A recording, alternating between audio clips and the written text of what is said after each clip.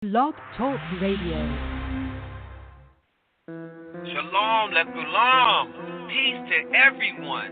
Welcome to the Reset Button Season 3. This season, we welcome the listener to join us while we journey through Isaiah, one of the most controversial books in the Word. We would like to accomplish understanding of the salvation of Israel mentioned. Is it one spoken of in the New Testament? Is it someone we're waiting on? Or is it in the past? Walk through this with us as we attempt to uncover this mystery. The call-in number is 516-595-8238. And press 1 at any time that you have questions or that you would like to leave a comment. Our collective email is histaught1talkradio@gmail.com. Our Facebook page is His Taught Ones and His Taught Ones Talk Radio. We also have the YouTube page at His Taught Ones Talk Radio. Subscribe and we'll be posting our episodes every week. Shalom and have a good show.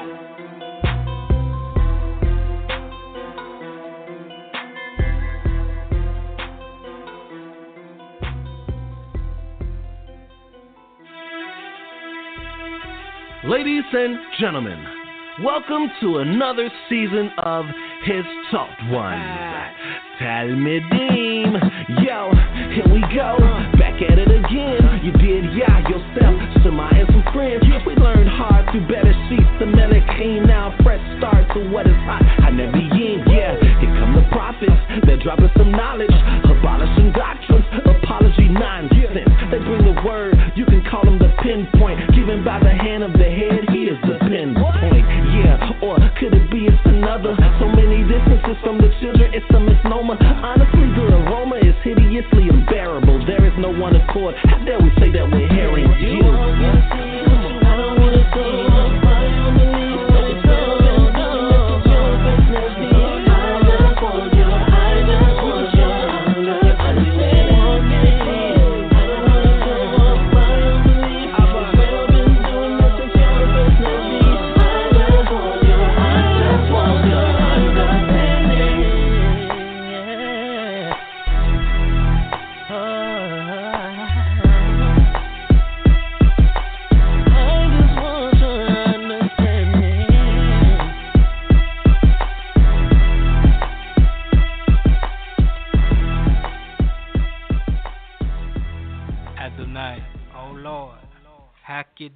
Shil Yisrael, Holy One of Israel. Anachnu modim lecha al yom nosaf we al milah. We thank you for another day and for your word. Barech bivakasha et ha-mifkash hazeh. Please bless this gathering. Bo'u nishmiah. Let us say Amen. Amen. Shalom, shalom, shalom, everyone. This is Shema Ben Yael, a.k.a. Shema Talmido, and I am your host this Shabbat. We appreciate all of you for tuning in, and I am accompanied with Yosef and Yediyah. Today we are going to be covering chapters 12 through 14. And before we get started, if the panel members will start with the opening statement, that would be appreciated. And then I will go ahead and start the first chapter after I give my opening statement as well, because I have the first chapter.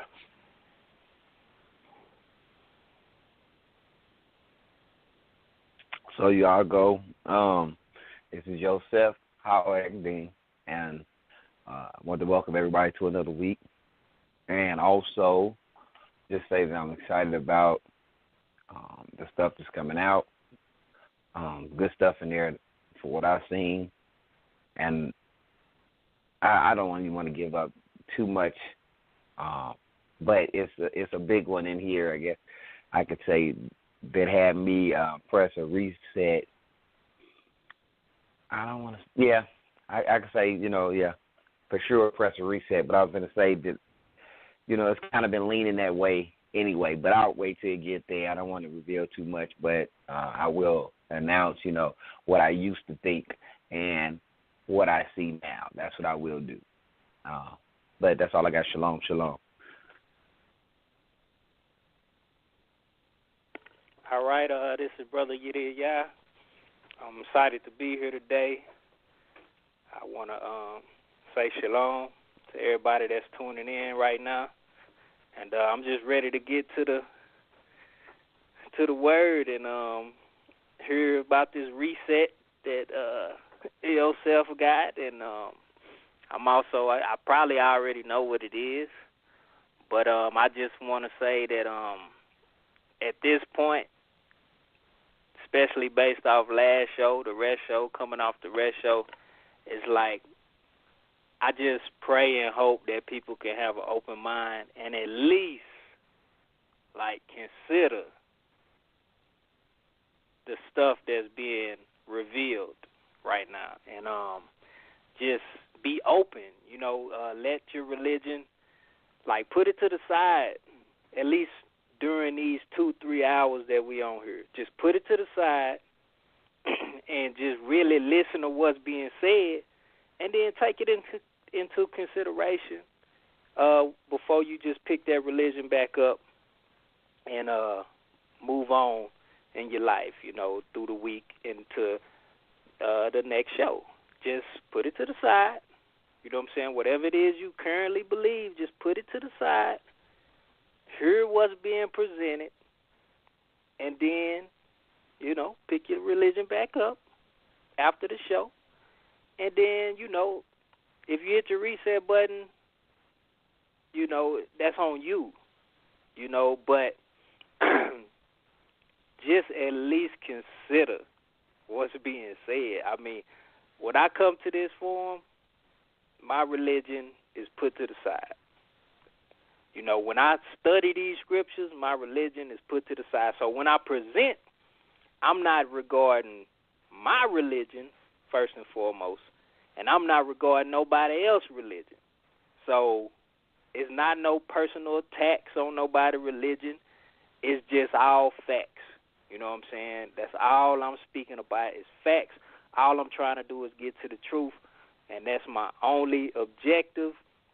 And if you don't like that, then, that's on you. But I'm not, and I repeat, I am not finna spare nobody's religion when I bring out what I bring out. Not my own religion and not nobody else's. And that's just what it is. And I just hope and pray that people can accept that. If you can't accept it, this might not be the place for you, but I'm not trying to drive you away. I'm just being honest. I'm being upfront. And it's all in love, but it is what it is. And that's my opening statement. Shalom. Well, then, appreciate that, man. Got to be one of the longest opening statements I've heard from you, but it definitely was needed to be said. I don't even have to capitalize on that. That was some good stuff. Man, I'm really interested to know what your self-reset is, because I actually made one myself after reading these chapters. I was like, whoa. So I wonder if, his is around, the same thing that I'm thinking of, or maybe not. But I'm really looking forward to find out what that is. So we're going into chapter 12, and I don't really have too much of an opening statement. These brothers did a wonderful job in there, so I'm just going to go right into it. And we left off where Isaiah was bringing out that it was going to be a staff will grow from the stump of Jesse. That's what my translational version says. And what I wanted to bring out before I get started in chapter 12 was I don't recall, I'm pretty sure these brothers did it, I just don't recall if they established the details in which this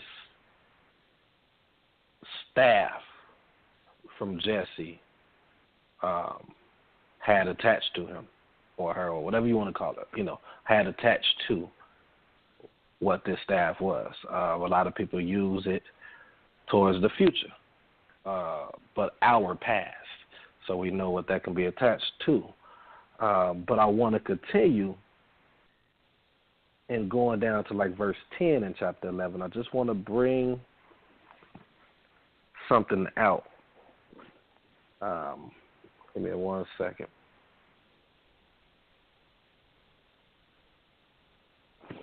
So when I just want to reiterate, when you look at verse 10 going down, it kind of establishes and lets you know what this explains the day first and foremost. In this day, what this descendant of Jesse will do in that day. So we gotta make sure we keep that connected to verses 1, going all the way down. This is the moment in time. This is all connected with this stem or staff from the stem of Jesse is going to do. So we cannot separate the whole entire description of what's going to happen. I just want to put that out there. Now, going to verse 1, chapter 12, it says, in the version I'm reading, the Stone's edition, it says, you will say on that day. So that day is still attached to this stem or this staff from the stem of Jesse, the root of Jesse. You will say on that day, I thank you, Yah, for you were angry with me, and now your wrath has subsided and you have comforted me. Behold, God is my salvation. I will trust and not fear, for God is my might and my praise, Yah, and he was a salvation for me. And it's only 5 verses, so I want to read them all because I just want to kind of like commentate over them. I like this chapter, and I picked it because it's pointing to a source, and it's praising a specific source, and it's letting you know what's going to happen in this day and who this praise is going to be going towards. And we see that it's going towards Elohim, it's going to Yah, who's the salvation of this people, particular people that it's speaking of. Verse 3, it says, you can draw water with joy from springs of salvation, and you will say on that day, still attached to that day in chapter 11, because guess what? Yosef will always bring out, he says that it wasn't chapter 11 and chapter 12. You know, we don't look at it the way that it was back then. It was just a continuance of information being written and given. You know, we are the ones that put chapter 11, chapter 12. So this is a continuation of that day. So, and you will say on that day, give thanks to Yah. Declare his name. Declare his name. You know, we talk about, well, we're not there yet, but it's I'm not going to go into that. Okay, so declare his name. Make his acts known among the people. So what acts are we supposed to be making known in this day, this particular day? Now we need to find out, is this day past, before us, or is it future tense, after us? So that's something that we can try to establish on this show as well. But going off of what I'm reading, it says, make his acts known among the people. His acts. Whose acts? Yah's acts. Elohim, which is Yah, who has given salvation for us. Let his acts be known to the people. Declare his name, that his name is exalted. His name is exalted, verse 4. Verse 5, make music for Yah, for he has acted with grandeur. Make this known throughout the world. Whose name? Yah. Exalt and sing for joy, O inhabitant of Zion, for the Holy One of Israel is great in your midst. And what we have been seeing up until this point, the Holy One of Israel is Yod-Heh, Waw-Heh, Elohim. And in KJV, it say the Lord God. So I just wanted to point out those. It's only 5 verses, and I just thought that this was amazing, this chapter alone. So that's all I really have. Do you have anything, panelists, to what I've said, or any extra things you want to bring out? And then we'll bring those that's listening on if they have anything to say.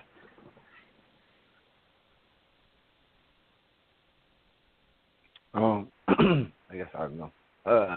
I did. It was a short chapter. What you was bringing out, I was about to say about where and what the praise was going to what was said and who it was said to. So, there's no need for me to say that. I'll just, say I second. That's what I saw when I read it. And I'm not gonna go any deeper than that, to be honest with you, because I could probably go down a rabbit hole. So I yielded.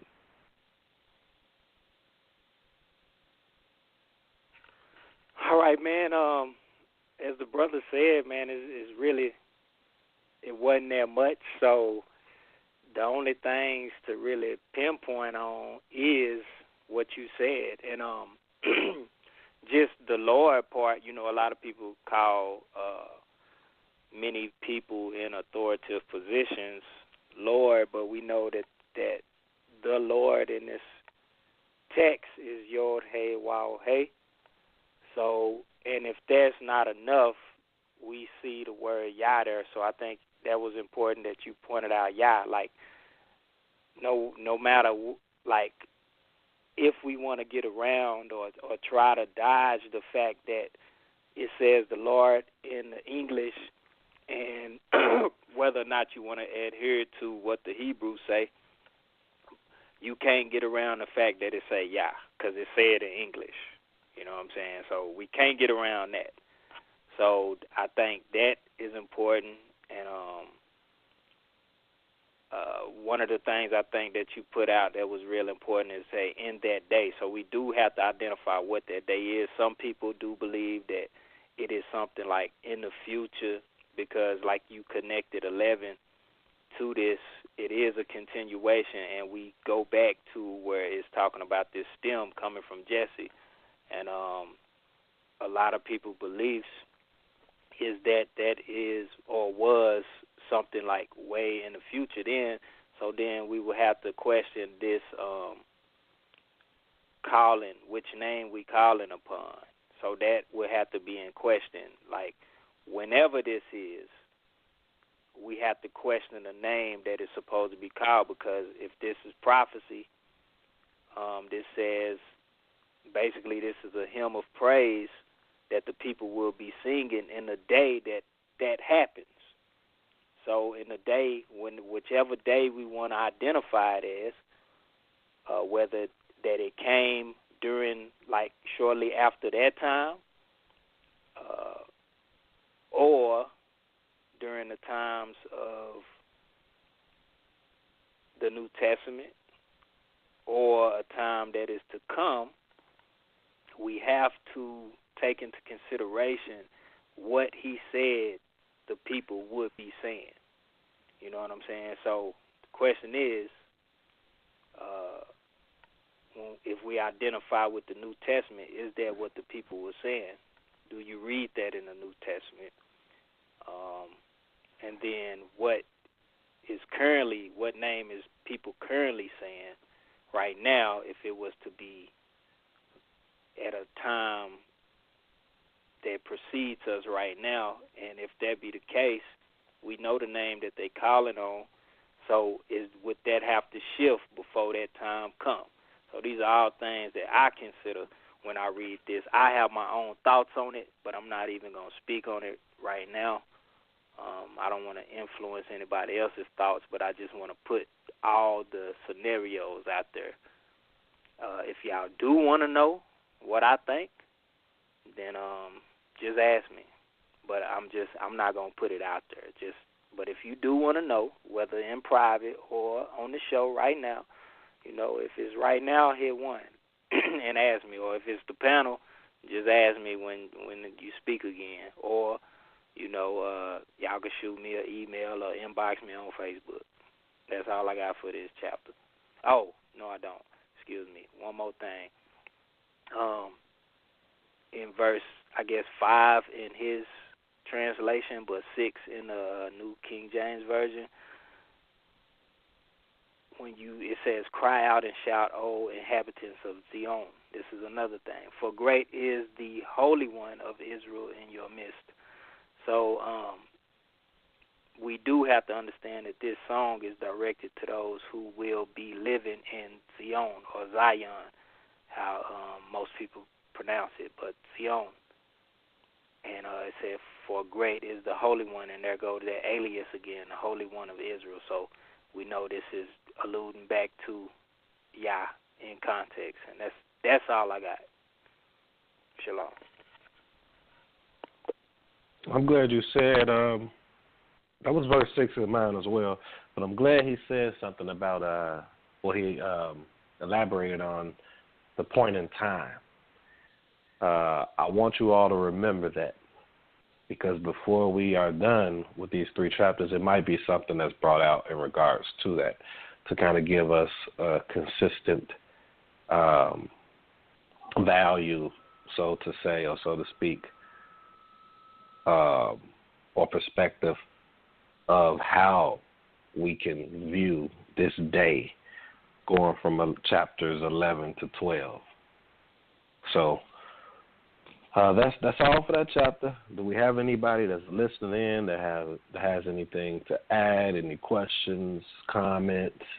Now is the time to say something. Well, actually, no, Yosef already said something. I'm sorry. So, yeah, now it's the time to say something. If not, we're going to proceed and go to the following chapter, which I believe Hold on. I believe I was trying to see if somebody was going to press 1.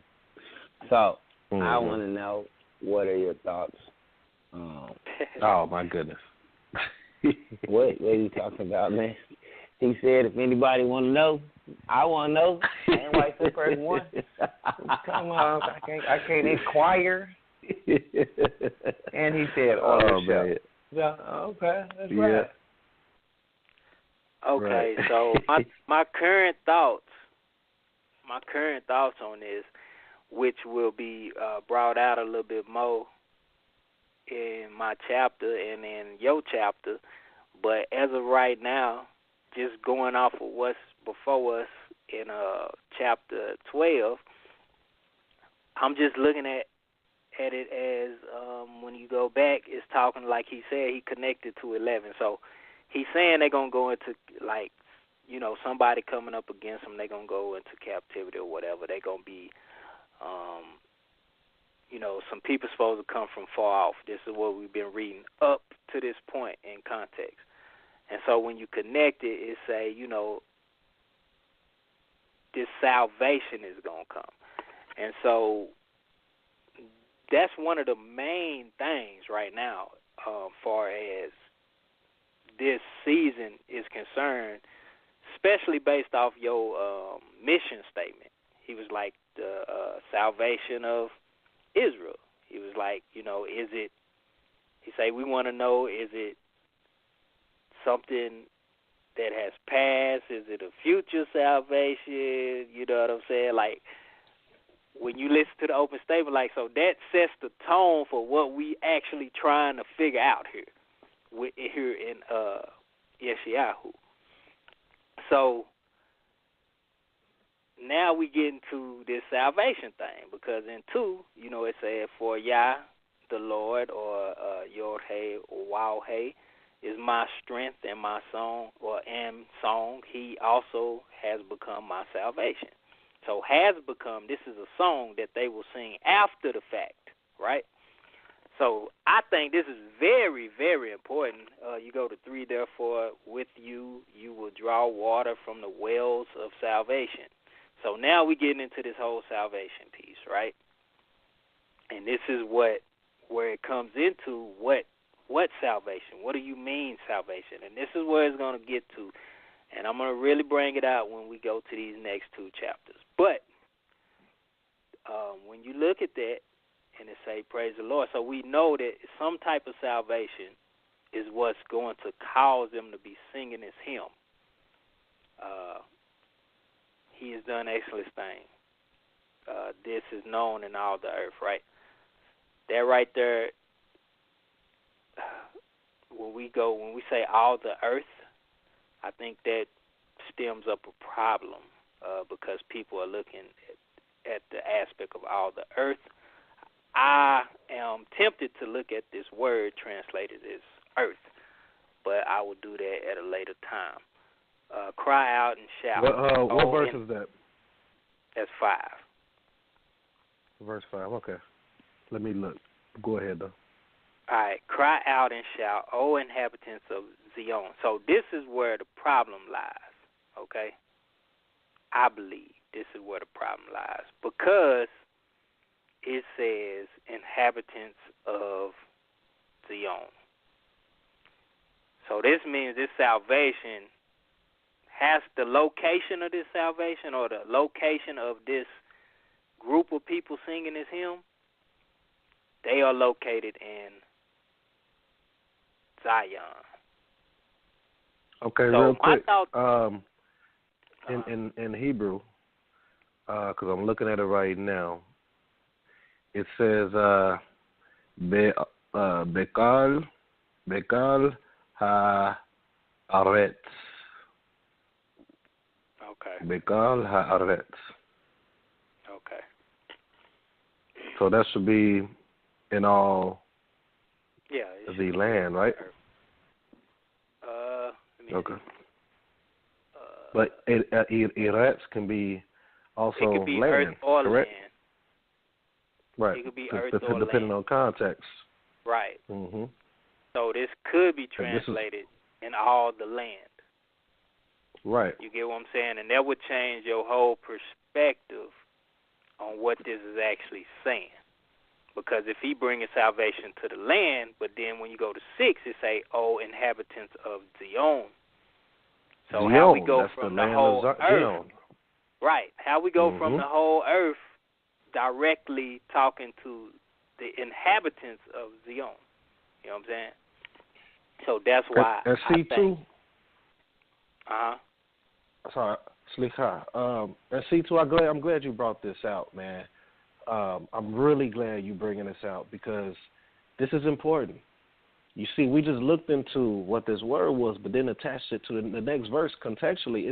It has to be talking about the land of Zion or Zion. You know, who he's dealing with, who is he speaking with. You know, last week we talked about, you know, virgin and woman and all that. You know, I was trying to bring out context. You got to pay attention to the context, and what you just brought out contextually, it cannot be all the earth. It has to be all the land of who? The whole land of Zion or Zion. Or go ahead. Right.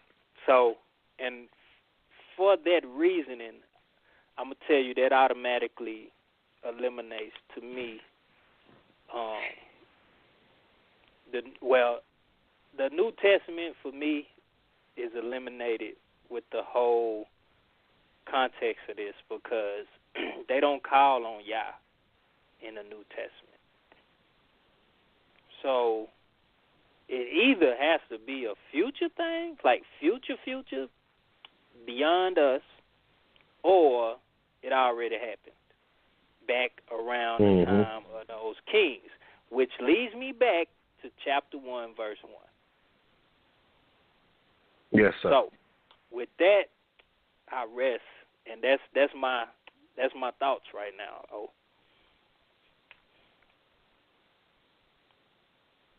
all right.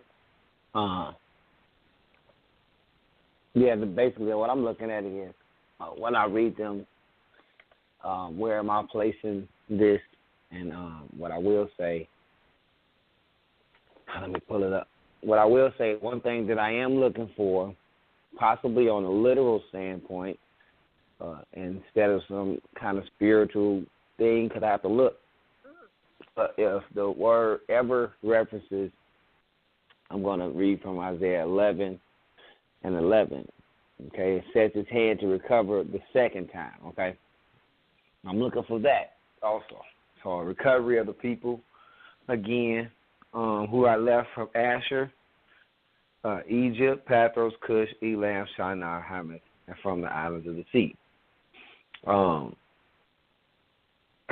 as we've been seeing sometimes the word will give you these specific places, you know what I'm saying? So if it kind of repeats this somewhere else, I'll probably lean to believe whatever happened at that time. We said, I recovered them. Because like I say, in my memory banks, I try to erase as much as possible, but, you still remember something. I remember something, as far as something happening around this second temple being built. And we ain't even got to the destroying of it first. So,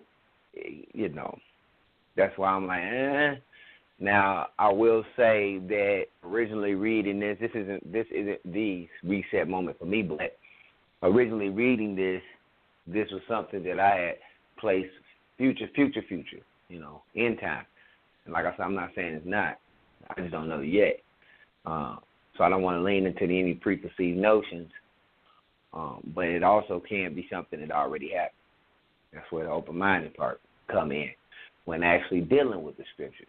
Can't say, oh, yeah, this is the 100% certain, because a lot of stuff that I thought was 100% certain has turned out to be already completed. And the biggest one, I guess, up to this point, even in Isaiah, would have to have been, first off, the fact that this story is taking place in a time frame that we've already read, but also, the whole shall bear a son and all of this stuff, previously before reading that, that was something that I felt like was future tense from at that point, very future tense, until you read it in context and you continue to read. You say, oh, you know what?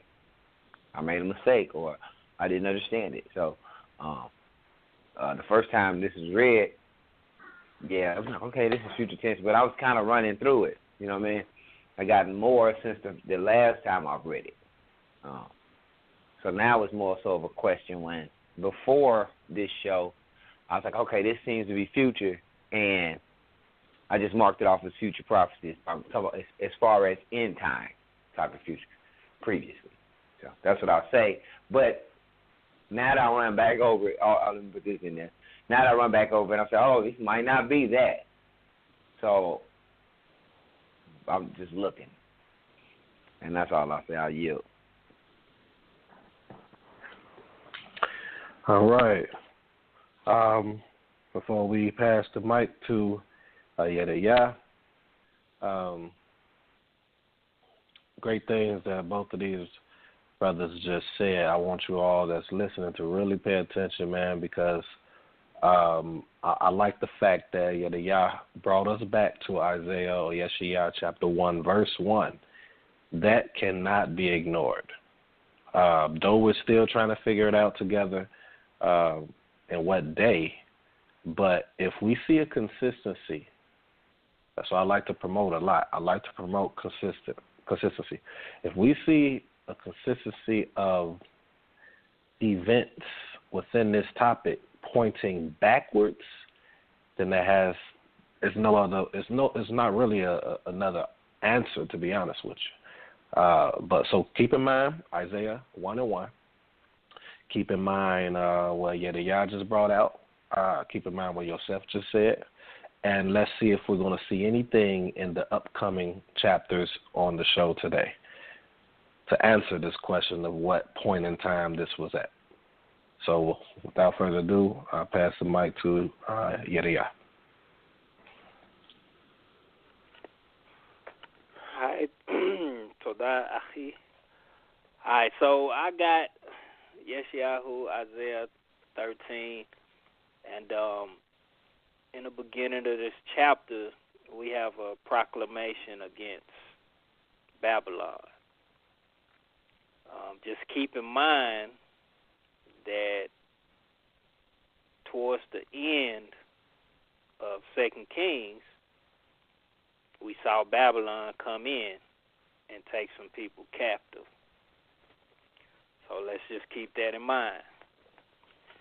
All right. So the first verses say the burden against Babylon, which Isaiah the son of Amos saw. All right. So we saw this. It's a burden against Babylon. So we know that this is concerning Babylon. All right. And what you'll see, like I said, is there's a proclamation against Babylon. And then, so you'll see it talks about in verse 2, starting out, say, lift up a banner on the high mountain, raise your voice to them, wave your hand, that they may enter the gates of the nobles. So it's talking about really Babylon coming in. When you get down to verse 4, at the end, it say, the Lord of hosts musters the army for battle. But before that, it's talking about,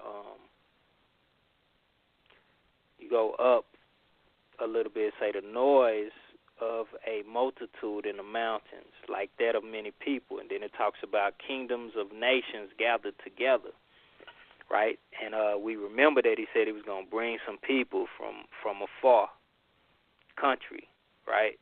You go to 5, it's repeated. They come from a far country, from the end of heaven. Now, what I want to specify with this, we look at the way words are being used. Now, when he say from the end of heaven, we know that these people are not coming from the sky, okay? So this is probably some type of terminology that we really can't relate to, because this is not something that we would say in our modern time. We would say from the ends of the earth, right? So now we see from the ends of the heaven. What does that really mean? And then we have to start thinking about every time something say heaven, could it allude to something of the earth? So now we got to start piecing these things together. These are some things to think about.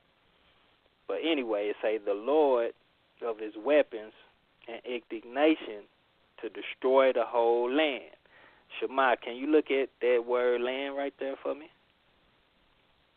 Verse 5.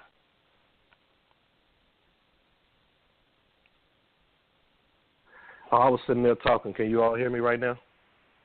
Yeah, I can. You all hear me? Hello? Yeah. First of all, I'm glad that you brought me in, because I was like, okay, should I wait until he's done completely, or should I jump in? I want them to look at two things before I look at that word, which I already have looked at it.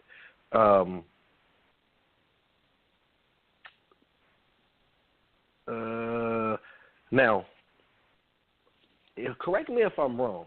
Okay, correct me if I'm wrong before I give you what this says. I got to find it again. Here we go. There we go. Okay. When you put a hey on something, that's a definite article, right? Yeah. Okay. Before I even ask that question, verse 5 in my version, it says far away land, right? Which is me'eretz, right? So land, far away land, or from land, far away land. I think it's interesting. Remember, we had just read, it said land and it said Zion in chapter 12, where we at, throughout the land. Throughout the land is what it said in verse 5 in chapter 12, and verse 6, it pointed to Zion. Now, here in chapter 13, it says faraway land, same word, Eretz. So we have land dealing with Zion. Now we have faraway land, two different locations right here, two different locations that is speaking of from chapter 12 and chapter 13. Now we go down to what he's asking me. In mine it says, verse 5, Yah and his weapons of anger to devastate the entire land. Right there it says, Kol ha-aretz. So it's the same exact thing where it say all the earth, right? That's what I was getting at. Because in my mind, when I read that, because Kol or Kal, however, because I think that's it's pronounced Kol.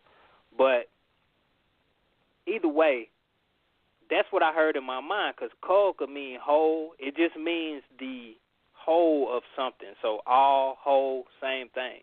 You know what I'm saying, in English. And then land, you know what I'm saying, is eretz, you know, or they translate it as earth as well. So my thing is, I'm reading, like, he's reading a different version than me, but I'm reading from the same verse. I didn't switch versions when I was reading. So how we go from the same exact phrase, and they saying in all the earth, then we get down here, same exact phrase, now you want to say to destroy the whole land. Why ain't say destroy the whole earth? You get what I'm saying? Mm-hmm. So,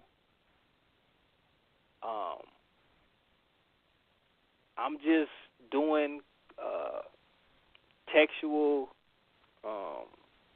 criticism right now, but yes, sir. We have to take that in consideration. You know what I'm saying? I don't think it's supposed to say the whole earth over there. I think it's supposed to say the whole land. You know what I'm saying? So, anyway, just put that in your memory bank. But moving forward, but I do want to say they come. When they say they come, he's talking about these nations that he's bringing against the land.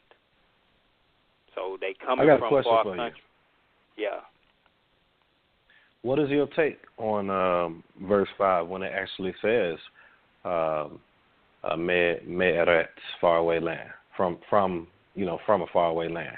Did you see what I saw as far as, it's attaching in subject chapter 12, when he was specifically talking about Zion, he was talking about this land, so it wasn't the whole land from a standpoint of the whole world. And then right here in verse 5 of chapter 13, it says faraway land. Are those two different lands to you? Yeah, it's definitely two different, because in context he's talking about, because this is, like I said, a proclamation against Babylon. When we go up to the first verse, it say the burden against Babylon, which Isaiah, the son of Amos, saw.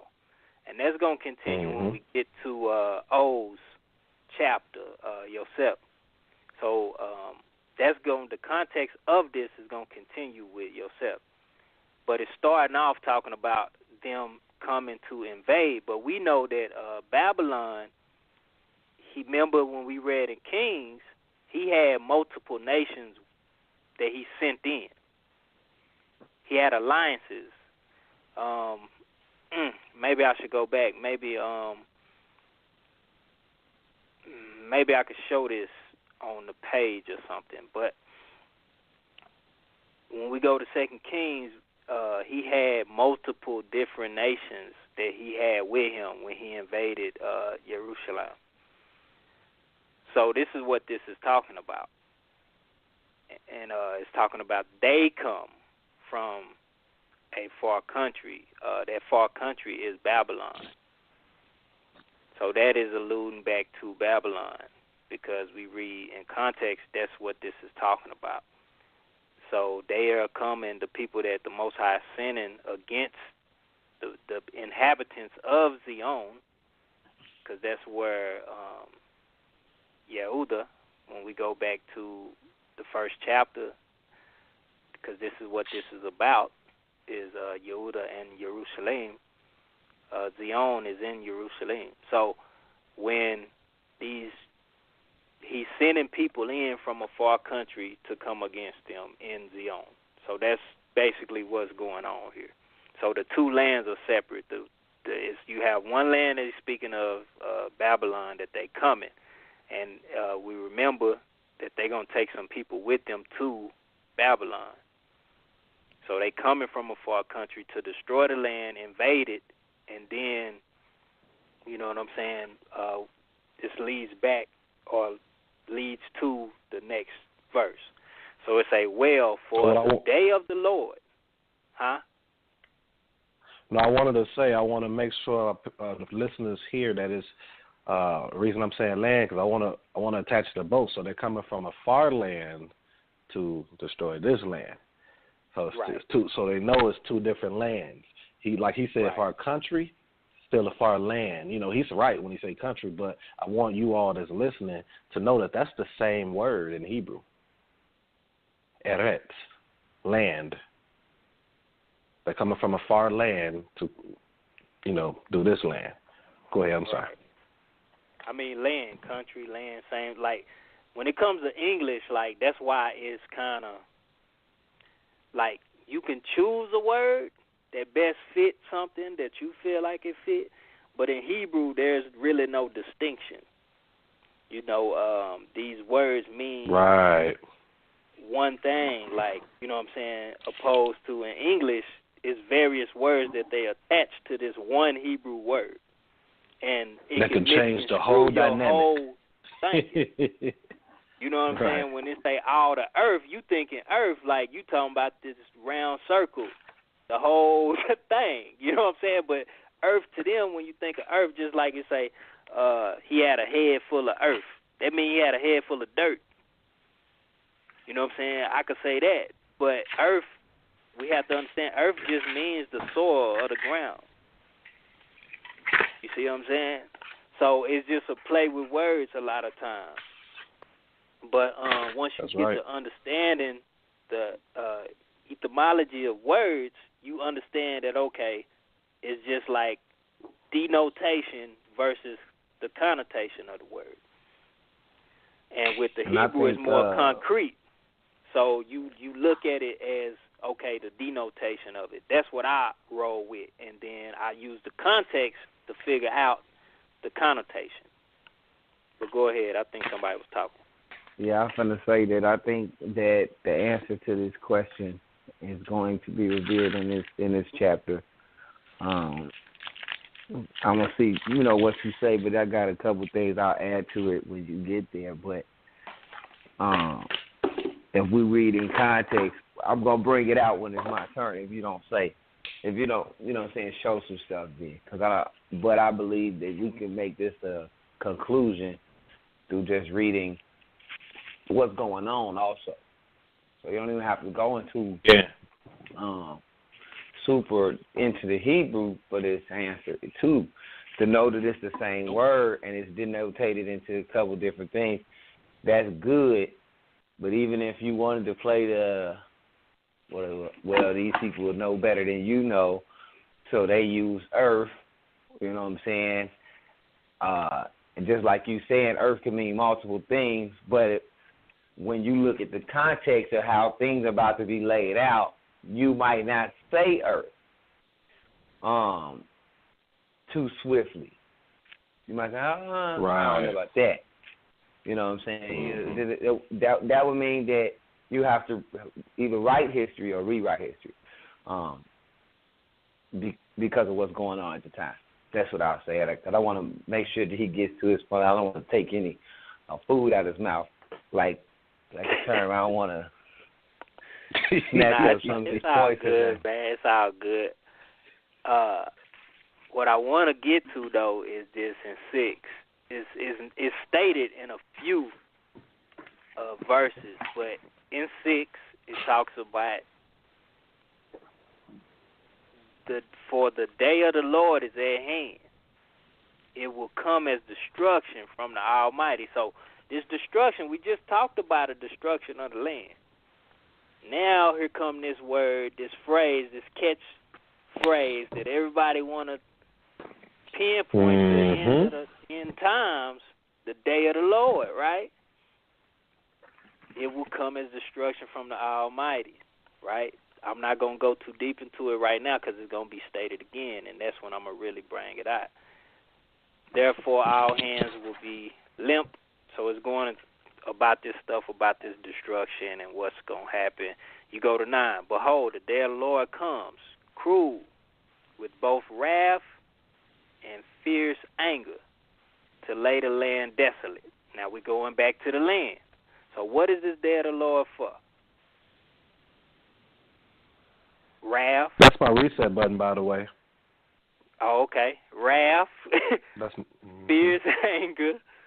I'm going to let you get to that when I get done. But, yeah, okay, I didn't know this was yours, but I think I know what Yosef says, I could be wrong. Both, so wrath, fierce anger, and to lay the land desolate. Which land? You got to go with the context. So he's talking about Zion. And he will destroy its sinners from it. So remember, he had an out against Yehuda because they were sinning.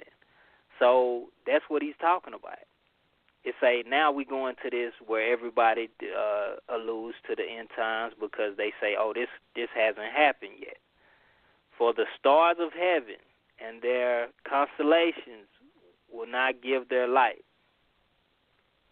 The sun will be darkened and is going forth, and the moon will not cause its light to shine. But we got to understand also that when you describing something, when it comes to literature, people write things to amplify. Paint a picture. Yeah, to paint a picture and amplify something that they speaking of, but it's not always literal. It's like if I said, I'm describing a moment of being cold, I would say my like somebody say there's an ice box where my heart used to be. Y'all remember that song? You think this man literally had an ice box inside of his body? Right. You know what I'm saying? He's just describing an emotion because he's saying my heart is cold now. But it's not literally like his heart is actually cold, like frozen.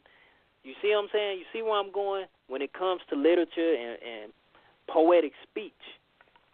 So that's what we have to understand when they describe things. Okay? So this is not literally, I don't believe, this is literally talking about, the stars of heaven is falling and all this stuff like that. That's not literally what it's talking about. It's just talking about a time of darkness. It's like it's going to be very dark and gloomy, when we think of lights and stuff shining and stuff, the sun will be darkened. I mean, it's like Shema's song. These are dark days. So that's what we talking about, okay? Hey, that's what's up. Thank you. All right, so and then you go to 17 and say, behold. I heard the tune too. You had a good note holder. You was holding a note good too, by the way. Okay. Yeah. So 17. Behold, I will stir up the Medes against them. Okay, who is these Medes? Got to take that into consideration too, right? Go to 19. And Babylon, the glory of kingdoms, the beauty of the Chaldees, because we know the Chaldees are Babylonians. All right? Which, not to mention, that's where your boy Abraham came from.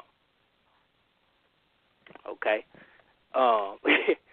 The beauty of the Chaldees' pride will be, so this is referring during that day, this kingdom of Babylon, or say the glory of the kingdoms, Babylon and the glory of kings, because we got to remember, in the past, in history, when you study history, Babylon was like a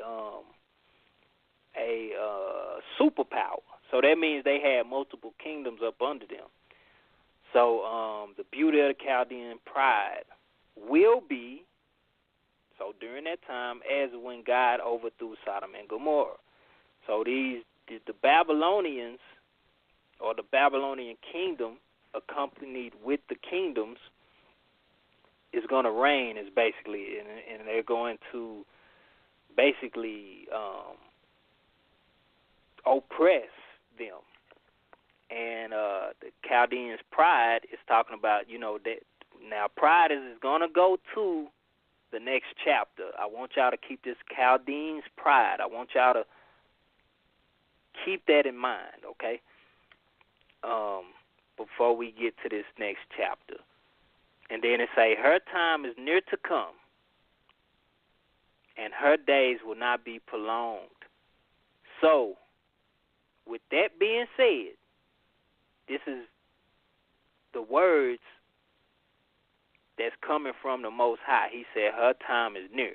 Now, a lot of people, when they say near, I don't know why they think that is a long time. And then it say her days will not be prolonged. So if the days are prolonged, we got to say the Most High is a liar. And with that, I'm done. That is the end of the chapter. And I pass the floor. All right, I want to pass it to Yosef. So like we could follow in the footsteps of what he brought out. Since he has the next chapter, I'll go after him. I only got a few things I want to say anyway. So Yosef, the floor is yours. Okay. I'm going to hold on. I gotta go back to my thing real quick. So I'm gonna bring out a couple things that we key words, key points. He did a beautiful job, and the stuff that he said and the stuff he said, I'm just gonna add to it, just polish it a little bit, I guess. So the message concerning Babel, we have to go back to the very first one. This is concerning Babel, all right, and what they're gonna do. And I want to say that historically, Babylon, which under rule of Nebuchadnezzar, and that's what it said at the end of Kings also, they came, and yes, they was a superpower at the time. Now, they did come and take over Israel, or Jerusalem, all right? That's written in our Bibles. That's written in, I don't know, if somebody looks up the conquest of Babylon, they give you some dates and place certain events, certain places. This is widely seen, that's all I'm going to say. Okay, so we go to these words that we just talk about, the earth. They're coming from a distant land, from the ends of heavens, even Yod-Heh, Wad-Heh, and his weapons of displeasure to destroy all of the earth. All right, I want to say that technically they didn't destroy all of the earth, but we're talking about Babylon. It was coming. So I know some people are like, well, it's a second Babylon. Well, I'm not going to say that. I'll say that's highly unlikely. As far as this is the vision Isaiah saw concerning Babylon, the one that was coming at the time. Okay, going back to even Isaiah 1:1. All right, so it only makes sense. Now you say to destroy all the land because historically Nebuchadnezzar and them, he couldn't overtake Egypt. He had a problem when he got there. Then I'm going to read what the text say, and I'll just break out just a little bit of history behind it. But it came with this land, boom, boom. Another thing that I want to bring out before I get too far on this, and number 3, it says, I have commanded my set apart ones. I have also called my mighty men for my displeasure, my proudly exalted ones. It sounded to me like he was calling Babel this because he was his weapon. All right, that's what it sounded to me. Bingo, Mm-hmm. I agree. So that means it could be some wicked people that he called his set apart ones. And I'm pretty sure they used the word Kadesh. I'm pretty sure they used the word Kadesh. So basically, for the ones that know English, Kadesh would be more so to like say holy, but we're dealing with the words holy.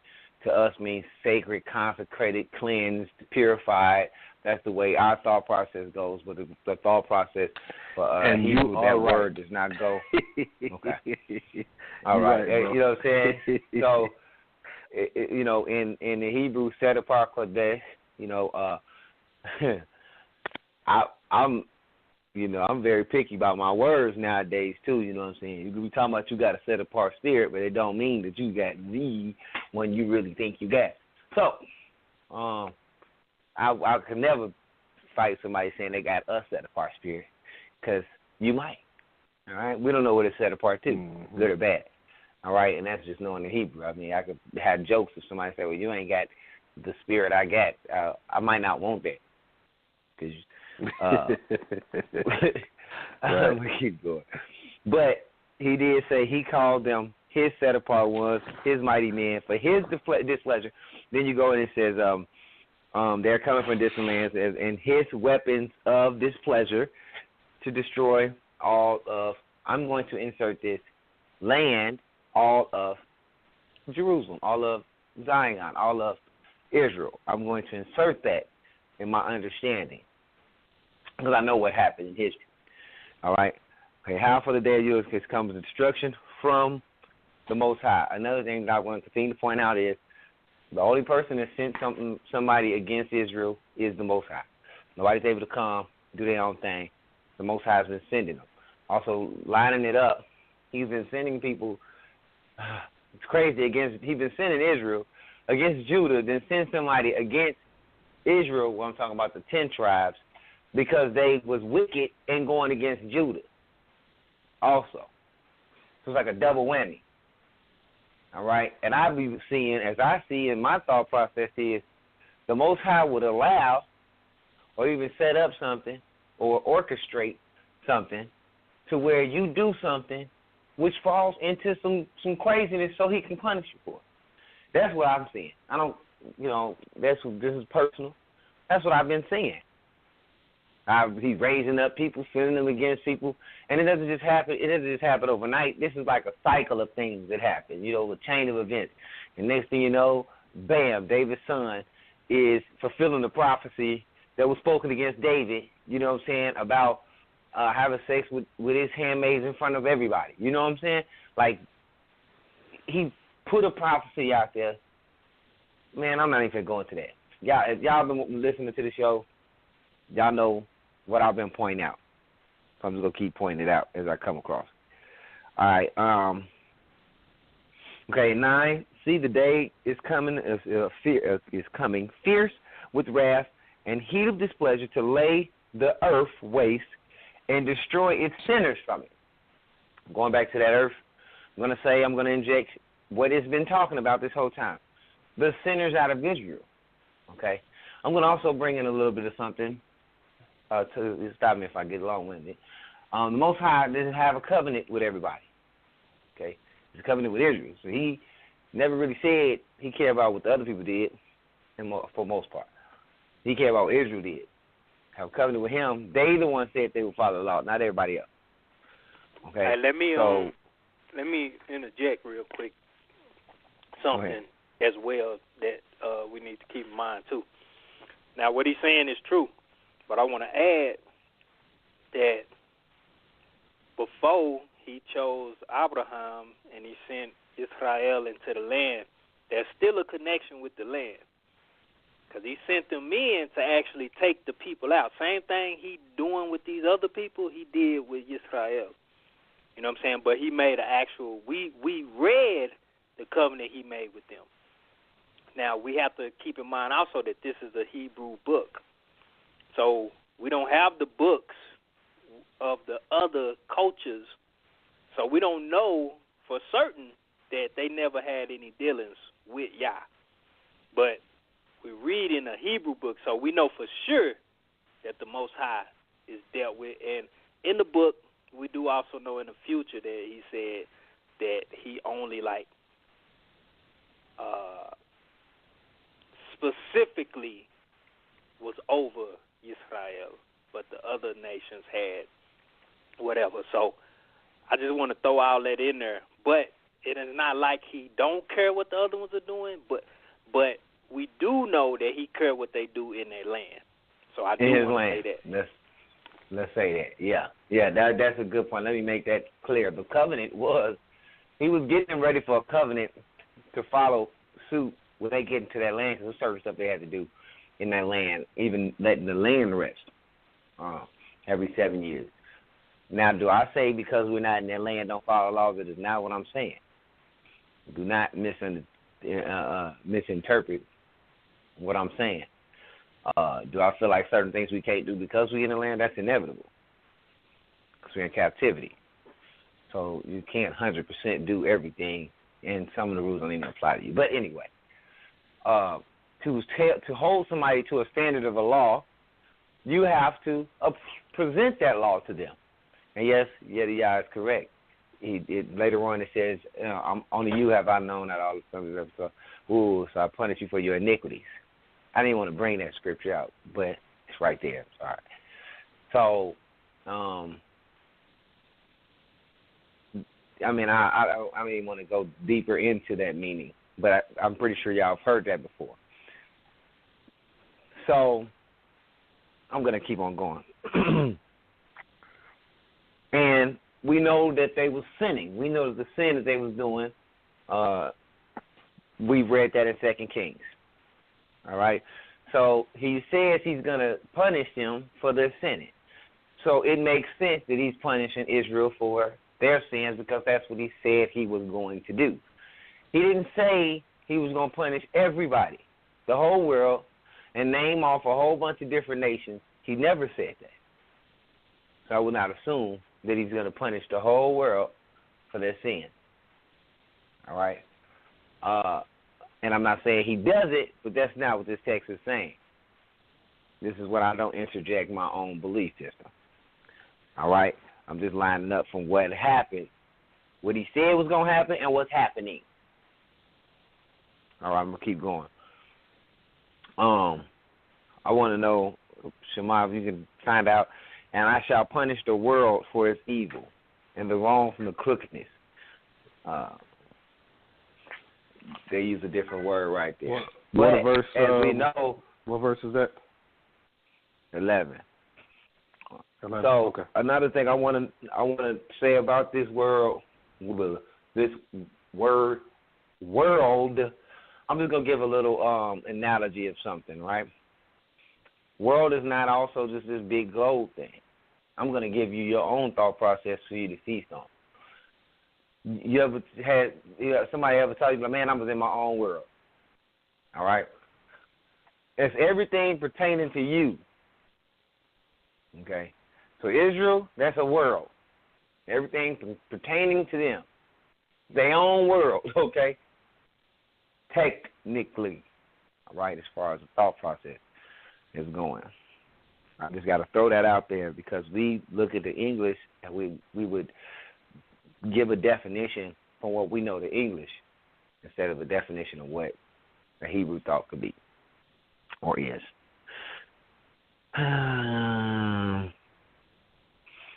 Like he said, the analogies. I'm going to go to 13. This analogy shall make the heavens tremble. They're not really trembling. All right. It shall be as the hunted gazelle and as the sheep that no man takes up. All right. He's talking about these people coming. And then he says, he was talking about how bad it's going to be. Basically, when you're reading down to 16, and the children shall be dashed to pieces before their eyes, that's horrible. The children are going to be dashed to pieces before your eyes. It's a horrible thing to say. The analogy is basically saying it's bad. It's about to get real bad from this people, the Babel that's coming from a long distance. Then it says, see, I am stirring the Medes against them. So let's go into history, even from what the Bible says, from what some of the history books say. They was overtaken by Persia, I believe it is, and Darius of Medes. After that, I don't want to go too deep into that, but I just throw that out there. Okay, here go the Medes. It was a king. This historically that happened. If you look up Darius of Medes' conquest, they're going to list Babylon in his conquest, and they're going to list after that Jerusalem in his conquest. All right, this is public information. And then it's talk about them, and bows dash the young to pieces, and they have no compassion on the fruit of the womb. Their eye spares no children. That they're even worse. And Babel, the splendor of the reigns, the comings of pride of the Chaldeans, shall be as when Elohim overthrew Sodom and Gomorrah. Let's talk about Babel now. Okay? He's saying that after they come, Babel finna be as bad as Sodom and Gomorrah. So, if people want to use a spiritual connection and saying the history repeats itself, and we're in Babylon right now, well, technically, you need somebody to come overthrow Babylon if you want it to repeat itself. We're talking about a whole nother captivity. So let's not go down that route. It's saying this is what this means spiritually. This is that. Let's just stick with the physically. Not saying that later on it might say Babylon or Egypt and it doesn't represent something. That's not what I'm saying. I'm only focusing on the present state of what we're reading. And we have to consider that the Medes have to come. Now, if you want to say it's a spiritual Medes, you know what I'm saying? Right. But if you really pay attention to what's going on, because like I said, like I entitled, it is a proclamation against Babylon. So he using Babylon to come in, but he's saying, like he said, they going to get so bad to where he going to send the Medes against them. Because the against them is talking about Babylon. Babel. Mm-hmm. So that's good. Okay, but if you listen and when we read it, I'm saying, and Babel. 19, the splendor of the reigns, the comeliness of pride of the Chazim shall be as when Elohim overthrew Sodom and Gomorrah. So he is equating Babel as like Sodom and Gomorrah. And then it goes, she shall never be inhabited nor settle from generation to generation, nor shall the Arabian pitch their tent, nor shall the shepherds rest their flocks there. If you look up what happened to Babel, they say it's sitting up under a river right now. Hey, bro. Yeah. And what you just hit, nor will the Arabian pitch tents there. All right, so we got to have some Arabians. Close to Iraq. Right. So that's the area. If you look up the area, that it's Arabians around. Yeah. And it's talking about them pitching tents. I mean, we got to think. And you go down talking about hyenas. Where's some hyenas walking around America? Show me. And some jackals. Dude. Okay. Only on 13 goats. The jackal. Man. Right. This dude right here. It says her time is near to come and her days are not drawn out. Basically saying it's not going to be, it's going to come. It's happening. Okay? Sometimes this stuff is set into motion. What I mean by set into motion, the Most High telling you what's going to happen, it doesn't just instantly happen. What I'm going to say is you got Babylon girding up about to take over something. At the same time, you got the Medes girding up to do the same thing. So it ain't like these dudes instantly became great warriors overnight. They're training for this. It's already set in stone. Now, he could have kept their mind there. It's the thing. If Israel wouldn't have been sinning, he wouldn't have put it on Nebuchadnezzar's brain to go over there and take over. And also give him, making them the weapon, like basically anointing these guys. I'm going to use that term loosely, anointing these guys to go do it. Because if they're set apart to do a job for the Most High, we can usually call that anointed to do a job. That's what you would say. You say, oh, I got to do a job for the Most High. They'd be like, you anointed to do the job. We could use the same term for something of evil. All right? That's my thing about the earths, and what really happened, what actually happened in history, what the Bible says is going to happen. So technically, this literally happened. And these things, the Babel coming, Medes coming after that, destroying Babel, Babel not being inhabited, those literally happened. So, like I said, if you want to say that this is a spiritual and literal connection, and we're in Babylon right now, we still got worse to come, if that's what you want to say. All right? I'm only going to present it to where, if this is what you want to ride with your doctrine and your belief, you got to put your whole foot in it. Not your foot. Whatever doctrine you presenting is meat. Because a lot of people will say, we're going to come out of Babylon, and then they look at this and they say, see, we already was talking about future, you know what I'm saying, and now here go Babylon, we got to come out, and you would link Babylon everywhere you see in the scriptures. Man, if you're telling me it's going to get worse than this, and we got another one spiritual, hey, show me that more in scripture, and maybe your doctrine will be mine too. That's all I'm going to say. And, of course, it continues to 14 after that, and there's more to be said. So I'll let Shamar go.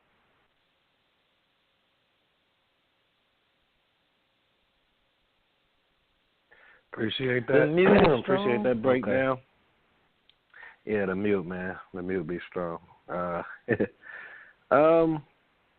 was a lot of stuff, a lot of things. I'm glad he brought out the historical evidence as well. That is very important to connect and give us a kind of like a timeline too in answering that question of what time, what day it was referring to. What I wanted to say is I actually got, I think, 2 or 3 resets I did just based off these 3 chapters and the chapters prior to these, but these chapters kind of filled it. The one that about the day of the Lord, I mean, that's nothing big, but then again, it kind of is, because when you see a lot of people, modern people of modern Christianity, I always say modern because the understanding that they have today is quite different than the understanding of those in the first century and those prior to. So, when you see the term Day of the Lord, that's automatically assumed to be futuristic. When right here, this Day of the Lord, which I'm for sure going to see within the next chapter, is referring to what's happening now. Now, my take, well, not now, then, my take of Day of the Lord now is really just like what you did, y'all was bringing out. Just dark times. These are dark times in which Yah executes judgment on the people or a people. We see this right here within this chapter. Also, what I wanted to bring out and capitalize on what we've been talking about leading up to this point is poetic speech. We've been talking about, I just lost my train of thought. We've been talking about personification. We see they do that a lot. But more so poetic speech. So we saw last chapter, I think Yosef brought out, either him or Yediah, of course, but I think it was Yosef that brought out in chapter, I forgot what chapter it was, when it was talking about we're going to be among like bears and lions and stuff like that. Like it's going to be a time of peace, right? I don't believe that to be literal. I believe that speaking of how it will be in that time, it's going to be peaceful, and I see that right here, when it's talking about the moon and the stars. I agree with Yediah when he said that is basically speaking of, like, it's a metaphor, like talking about the conditions, gloomy conditions of what's happening. When you think of moon being dark or red, and you think of like the sun being dark and things like that. I mean, what I can see like a war. I don't know if you ever saw any movies or anyone been in any war or anyone seen any crazy things happening within a city, like bombs and things like that. I'm not saying that's the case that happened here, but I'm just trying to paint a picture. You everything becomes dark. Smoke in the air. You really ain't seeing a lot of light like that.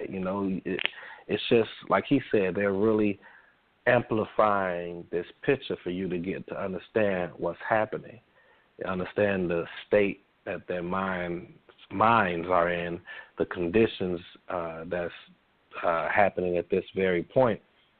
So it's metaphors.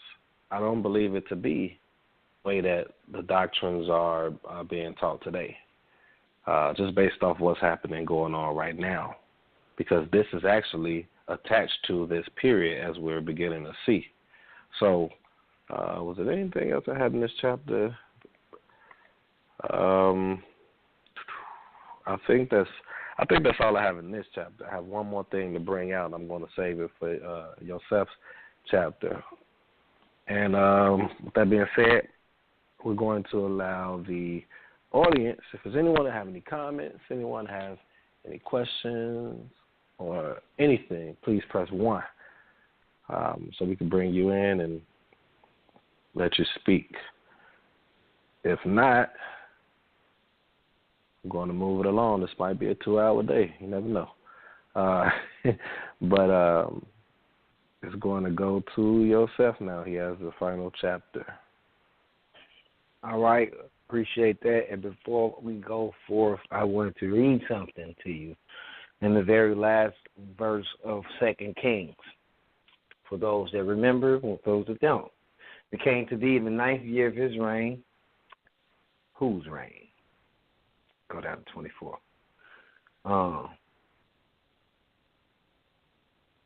Okay. I want to go back a little bit, I guess. And it talks about Babel coming in, right? I want to go, where's the first part where it actually talks about? Okay. At the time, the servants of Nebuchadnezzar, this is 24 and 10, sovereign of Babel came up Jerusalem, and the city was besieged. And Nebuchadnezzar, sovereign of Babel, came up against the city, and his servants was besieging it. And Jehoiakim, sovereign of Yehuda, and his mother and the servants and his heads and the eunuchs went out to the sovereign of Babel, and the sovereign of Babel in the 8th year took his reign, took him prisoner.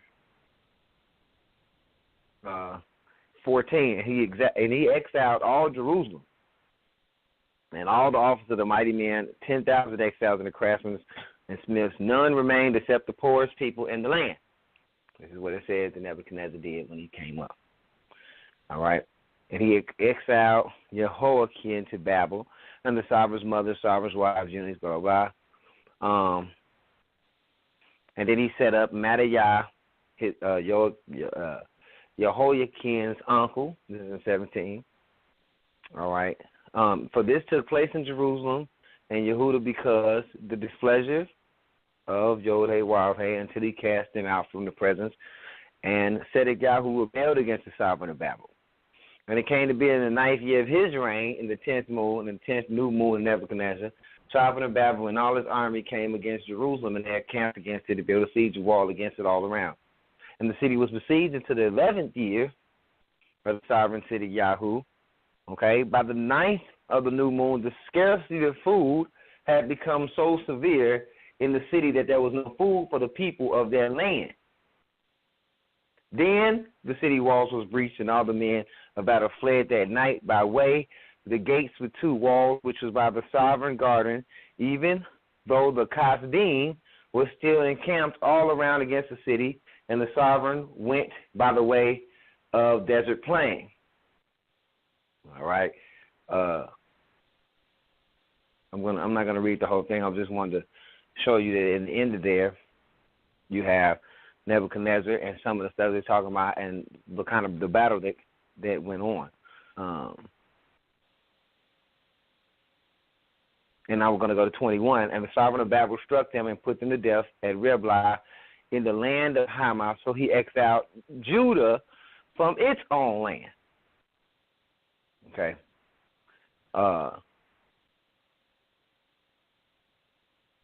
26. 25.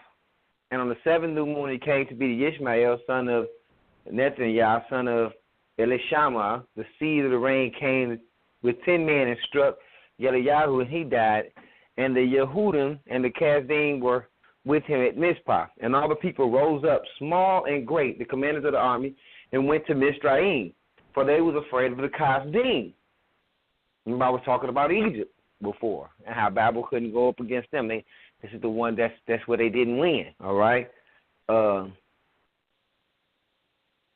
right. I'm going to stop right there. So I'm going to go to my chapter. I just wanted to read how he was already spoke about beforehand. And I go to 14. This is where my reset button is coming in because of what it was told. I'm going to read what I got to read, and then I'll tell you what I was told and where I reset at. What I was told growing up, or whatever you want to say. All right, and I even believed for a long time until recently. Okay. All right. It starts with 1. Because the Most High had compassion on Jacob and shall choose again Israel and give them rest in their own land, and a stranger shall join them and shall cling to the house of Jacob. Now, this has always been referenced as a future time prophecy, but we're gonna pocket these things and wait, see what happens later on, because it's not revealed in the story at this point. All right, but I'll let you know that this is what people say is future. And the people shall take them and bring them to their own house, and the house of Israel shall possess them for servants and female servants in the land of the Most High, and they shall make captives their captives and rule over their oppressors. Okay, that's when people say that the captives, will be the captives, and I'm pretty sure y'all have heard this before. But we're gonna have servants. This is where they get it from. All right, should be that day he gives you rest from your sorrow and from your trouble, and the hard service in which you were made to serve. All right? That you shall take up this proverb against the sovereign of Babel. Okay, now here we go. All that is said, he said, I'm going to give, so I have compassion. I'm going to give them rest. Now I want you to say this against Babel. All right. Context. How the oppressor has ceased, the gold gatherer has ceased. Talk about the destruction of Babel. And the Most High has broken the staff of the wrong, the scepters of rulers.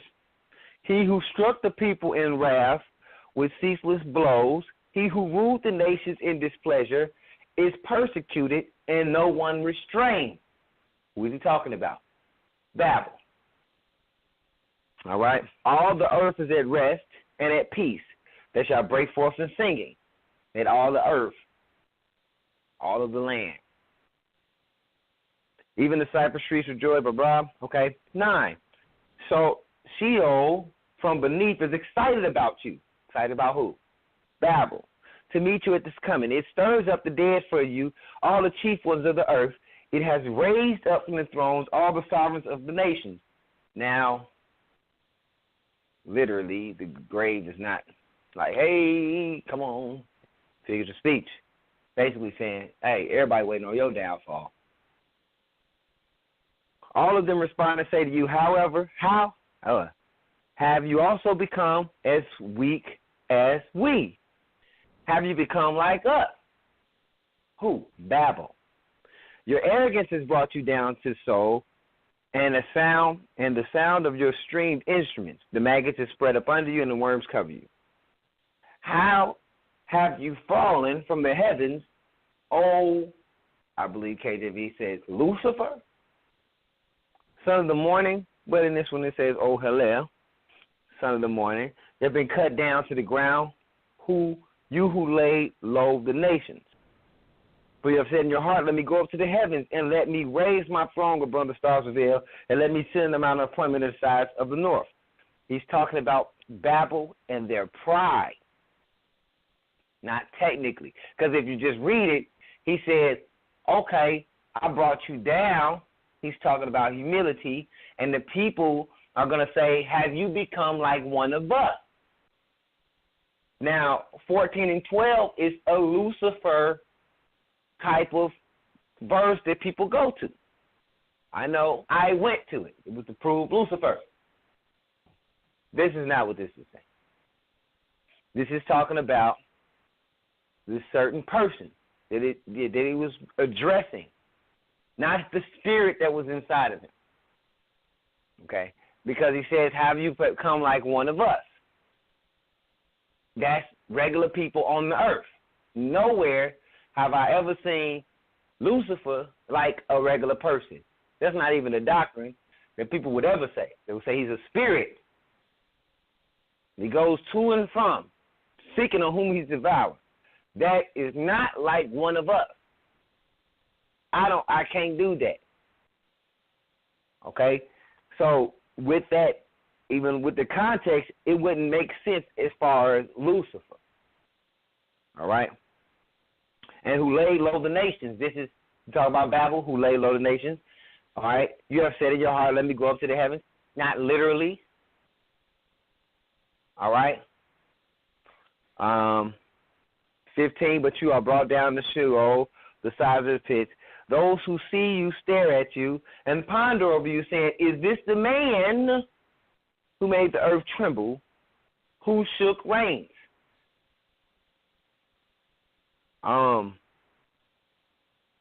Little bit of, I don't want to go too far, but it was something that happened to Nebuchadnezzar, right? I'm just going to say, the Bible says he lost his mind. Okay, out there eating bugs or whatever he was eating. At one point, I don't want to go too deep to it, but this is what the Bible says about Nebuchadnezzar. People looking at this man like, this is the king? This is the one? This dude is out there crazy. He lost his brain. For real, for real. This is what the story says. So it would fit as far as his story and what happened.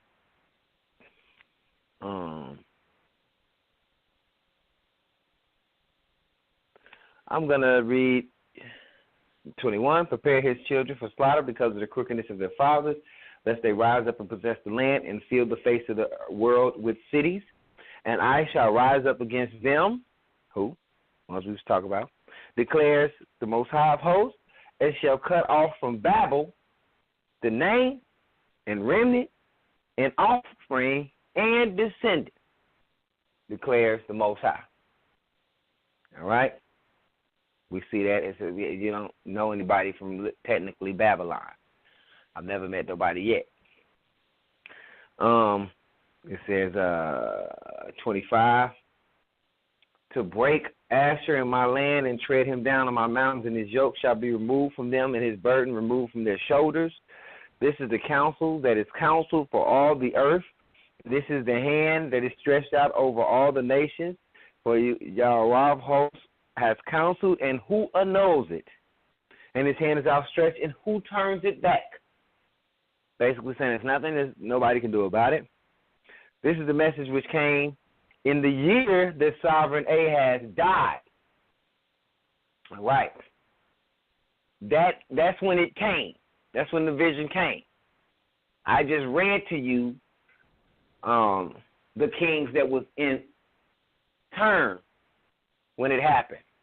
So a little time passed, and then he comes in when I just read in 24, 2 Kings 24, and some of 25. It says, do not rejoice, all you of Philistia, that the rod hath struck you, is broken. From out of the serpent's roots comes forth an otter, and the offspring is a fiery flying serpent. And the firstborn of the poor shall feed, and all the needy lie down in safety. And I shall kill your roots with scarcity of food, and it shall kill your remnant. I read about a scarcity of food. Maybe it lines up. Maybe it does. But here's a scarcity, there's a scarcity. Something to look into. Then I want to say in the last one, it says, and what does one answer to the messengers of a nation? That the Most High has founded Zion, and the poor of his people take refuge in it. So then it goes back, it's talking all the earth, all the land, all the earth, all the land. And then it goes back to talking about, and then at the end it says Zion, a place. Which in context you might want to say that's got to do with that land. Historically, you want to say this has to do with that land. And I don't see, and like I said, my reset button was, this was Lucifer to be being spoken to, but now I don't see no Lucifer because they put the word Lucifer in it. Okay, and they told us Lucifer, right? And they use it as, he tried to. Everybody heard the story. He was an angel, and he tried to overtake God. He was thrown down to the earth, to hell. The scripture that they would use to prove it, they would say, says that he was thrown down to earth. 12, or I'm sorry, not even 12 when it says thrown down to earth, but in 12 it says, oh yeah, you've been cut down to the ground who laid low the nation. Now,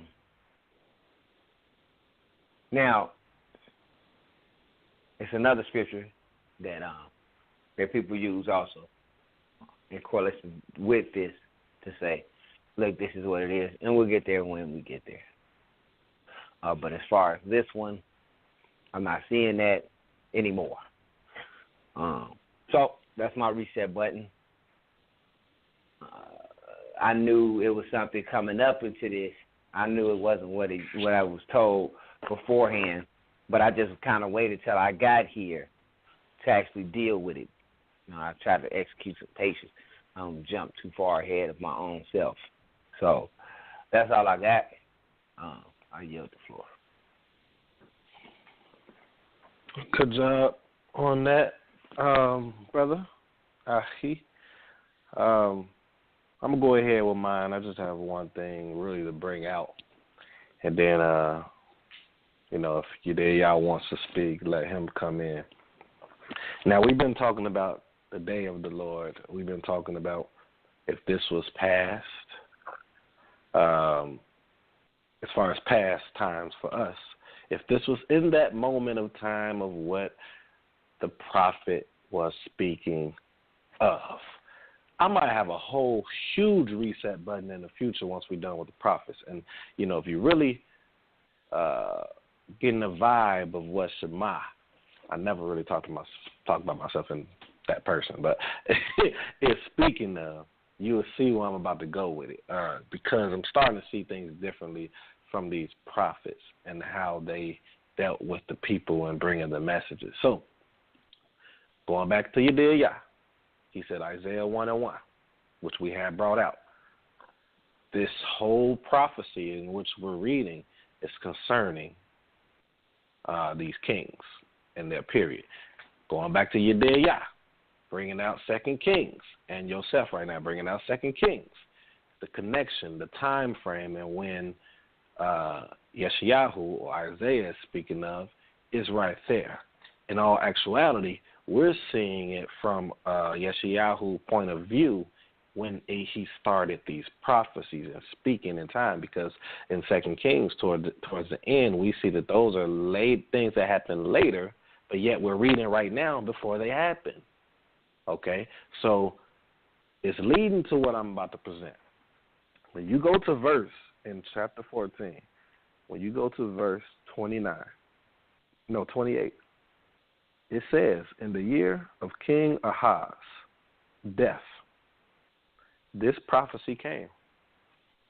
All right? It says, do not rejoice, O Philistia, all of you, because the staff that beats you has been broken. For from the root of the snake will emerge a viper,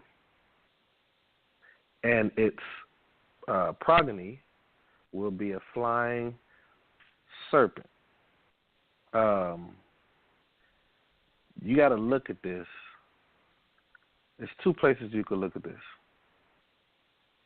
But I'm going to take us really quick to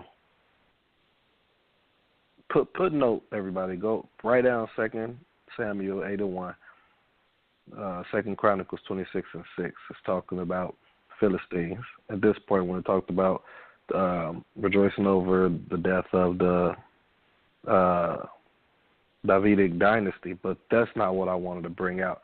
What I want us to go to is, I wrote it down. Hold on 1 second.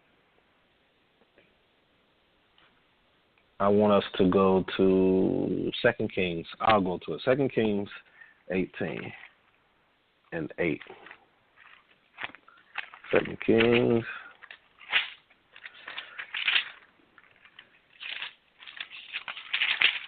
18 and 8. Okay, so right here we have in chapter 14 of Yeshayahu, he says, in the year of King Ahaz's death, this prophecy came. Do not rejoice, O Philistia, all of you, because the staff that beat you has been broken. For from the root of the snake will emerge a viper. Now that before I read 2 Kings, that verbiage, does it not sound familiar, everyone? I'm going to read the verbiage in which I'm saying it sounds similar to. We're going to go back to chapter 11 of Yeshayahu, verse 1. A staff will grow from the stump of Jesse. A staff will grow from the stump of Jesse and shoot with sprout from his roots. That's what mine says. Let's read verse 1 again. A staff will grow from the stump of Jesse, and a shoot will sprout from his roots. Let's read chapter 14 of Yeshayahu. Do not rejoice, verse 29. Do not rejoice, O Philistia, all of you, because the staff that beat you has been broken. For from the root of the snake will emerge a viper, and its progeny will be a flying serpent. When you go down, let's keep reading. Let me keep reading. The foremost of the poor will then graze, and the destitute will lie down in security, and I will kill your roots with famine. Yosef was talking about that. And he will slay your remnant. He will slay your remnant. Wail for the gate, cry out for the city, melt in fear, O Philistia, all of you, for smoke comes from the north, and no one is isolated among his appointed troops. So who is this viper? From the root of the snake will emerge a viper. When you go to 2 Kings chapter 18, verse 8,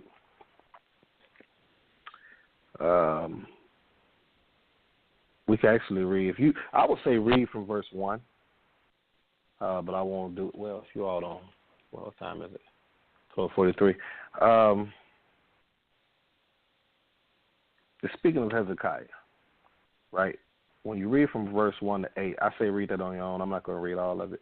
But when you go down to 7, it says, Yah was with him. There's that moment that I was speaking. Wow, that just came to me right now while I'm talking to you all.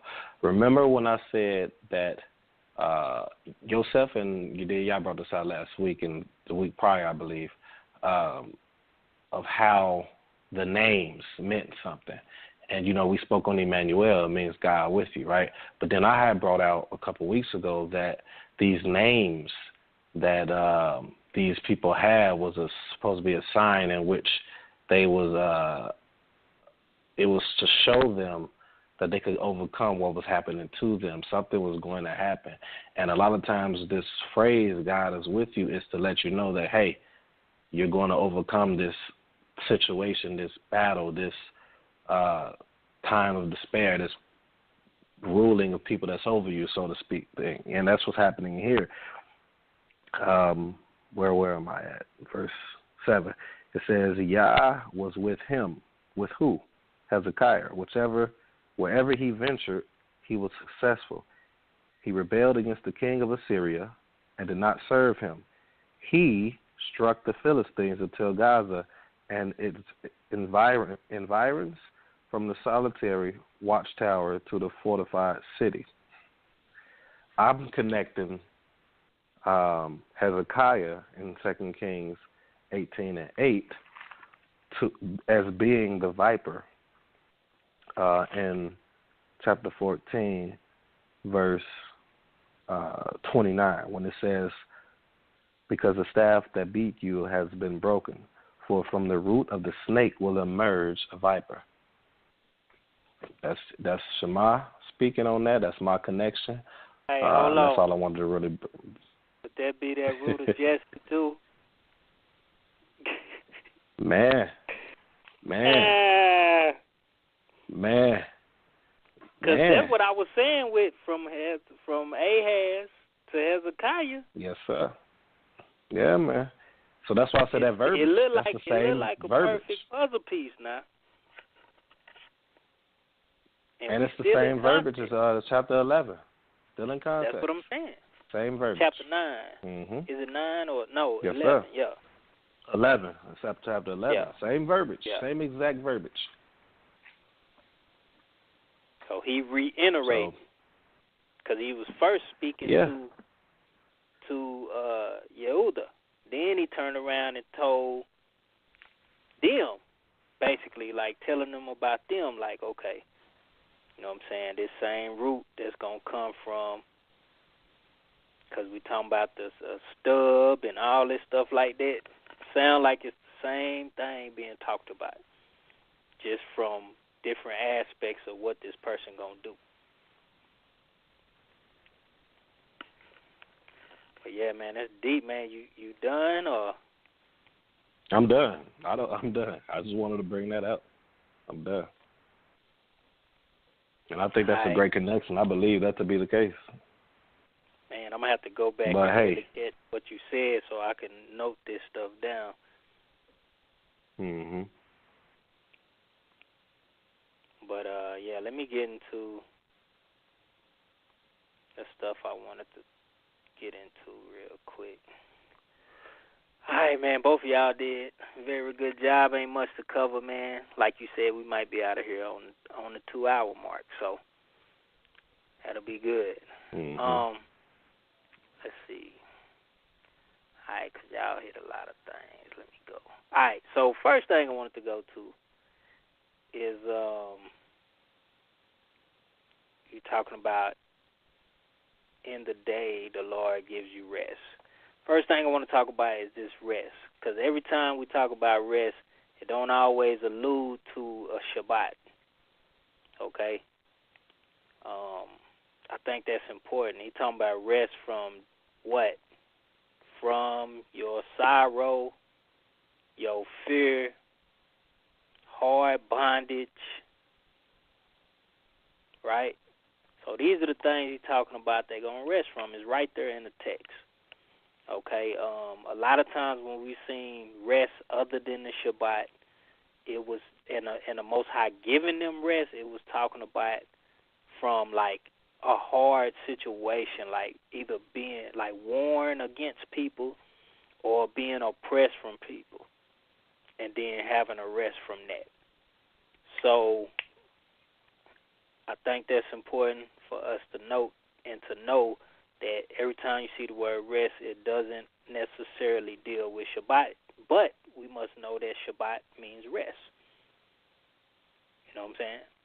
So, any type of rest would be some type of connection to some type of Shabbat, because that's what the Hebrew understanding of Shabbat is rest. But there are particular set times that in the culture that they had rest from civil work, right? But then this is talking about rest within the context of what they are to rest from, and that's the sorrow, fear, hard bondage.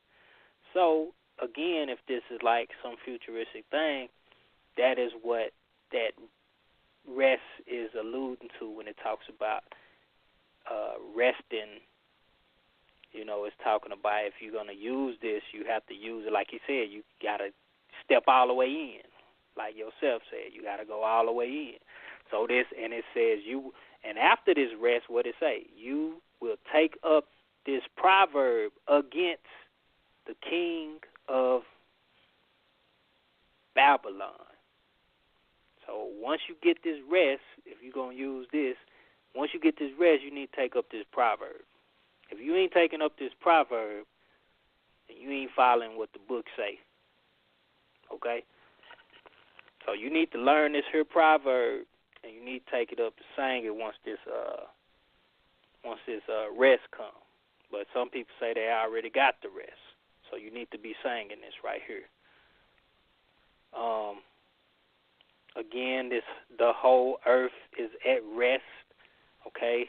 The whole land is at rest. They break forth into singing.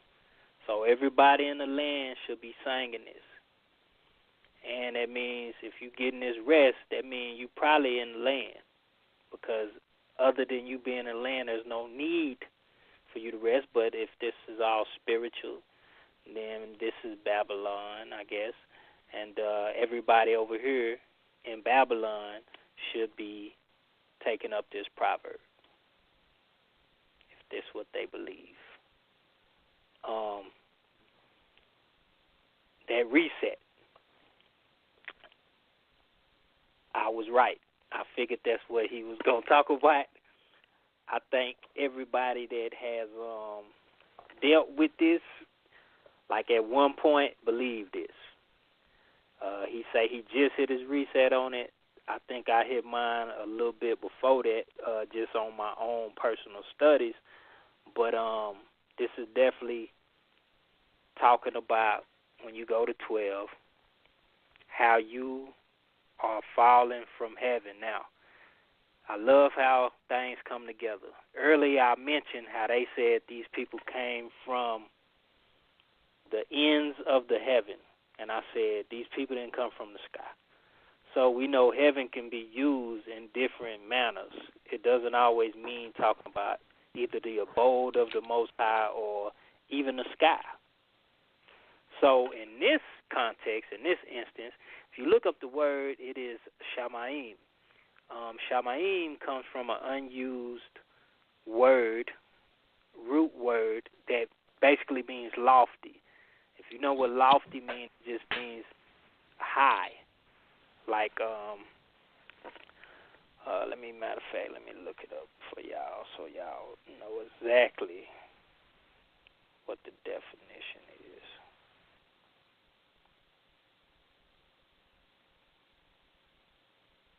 Comes from a word that means lofty, of imposing height. So you coming from a height, like it could be him being high-minded, or you know what I'm saying, from a high position of authority. You are falling from heaven. Let me jump in real quick. I looked it up on etymology dictionary, and it says exalted or high rank with a high purpose. So exalted or high rank from the early 15th century, 14th century, it could be with a high purpose. So I just wanted to throw that out there for you as you were speaking on that. Okay. And that fits perfectly because we see that the Most High used him and said he was, above the nations and all this stuff, and we seen he was at a certain position, and then we talking about, when in the context of this, we're talking about pride. Now that's another thing that goes into what I mentioned before in my verse when I said keep that in mind. It was let's see, where was it? It was in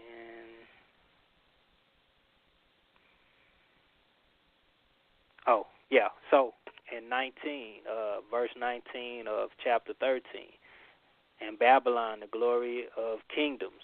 So glory of kingdoms, that's showing you his loftiness right there. The glory of kingdoms. That's Babylon, right? The beauty of the Chaldeans' pride. Okay? So that pride is what it's speaking about and what got him to fall. Because what they say, something about pride come before the fall, right? That's the proverb. Pride come before the fall. Now it's talking about he done failed. We spoke about the pride first. Now we're talking about this fall. Oh, Lucifer. Lucifer mean morning star. Why they ain't put morning star right here, I don't know, and made it like it was a name or something. So how you have fallen from your loftiness, O morning star, son of the morning. That makes sense to me. All right? I definitely will agree that I do not believe in this whole Lucifer thing no more. You know what I'm saying? We know Shaitan. We've been seeing Satan. What that means, it just means adversary. But they make it like it's a name. We've seen it being used without being transliterated. We've seen it being translated as adversary when they want it to be translated as adversary. All right. Say you are cut down to the ground, you who weaken the nations. You. He's speaking directly to somebody. Like the brother showed, it points back to the king of Babylon because it's talking about the fall of the king of Babylon in context. And you keep going and talking about right after that, when you go down to 22, it talks about, for I will rise up against them, says the Lord of hosts, and cut off from Babylon the name and remnant. So why don't we connect the two? That he's talking about the king of Babylon. Then after that, he talks about the destruction of Assyria, then the Philistine or Philistia, right? I believe, if somebody remember where it was, I think he said something about Assyria, then the Philistine. Y'all remember that in previous chapters? He said first somebody and then somebody else. I don't know if it relates to this, but I think it'll be something good to try to look into to see. I'm trying to remember where it was at, though. Just give me a minute. I think it's an 8 somewhere. I'm going to look for it. Because if so,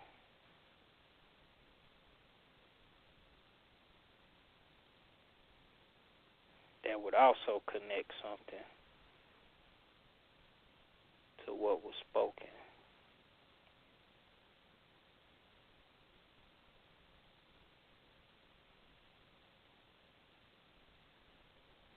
I'm about to look at 2 Kings 32 real quick. Give me a second.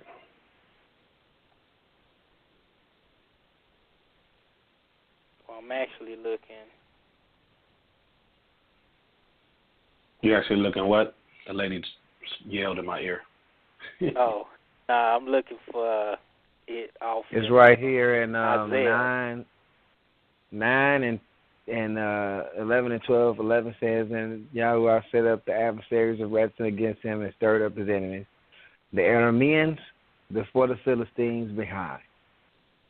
And they devour Israel with open mouth, with all his displeasure has not turned back, and his hand still is stretched out. Go back again and say it again.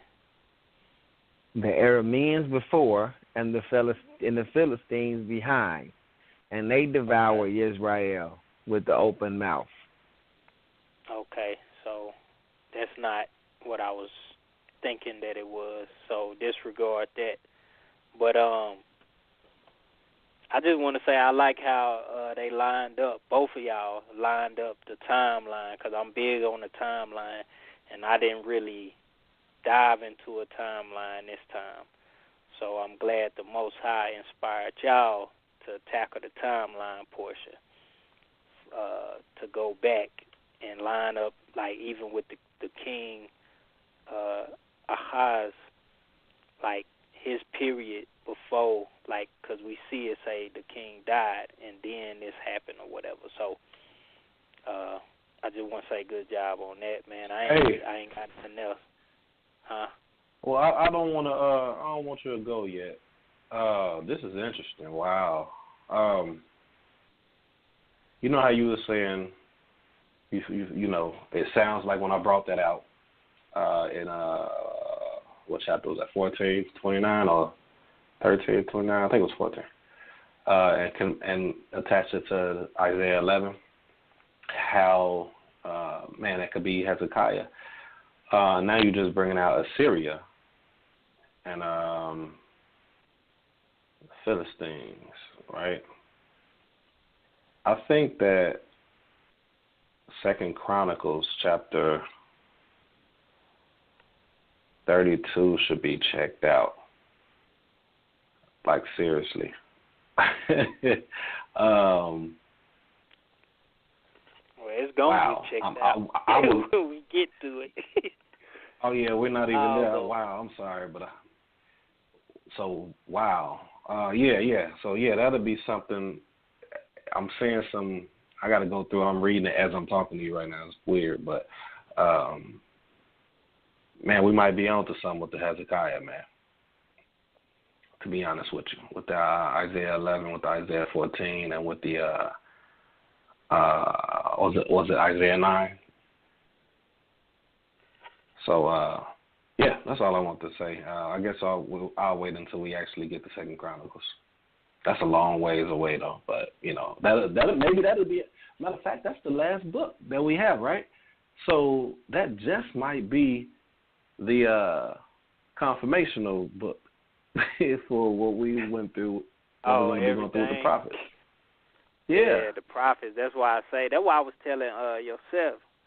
I was saying, man, is I think it was a show you wasn't on or something. We were talking. I'm like, we gonna have to line all these books at the end of this.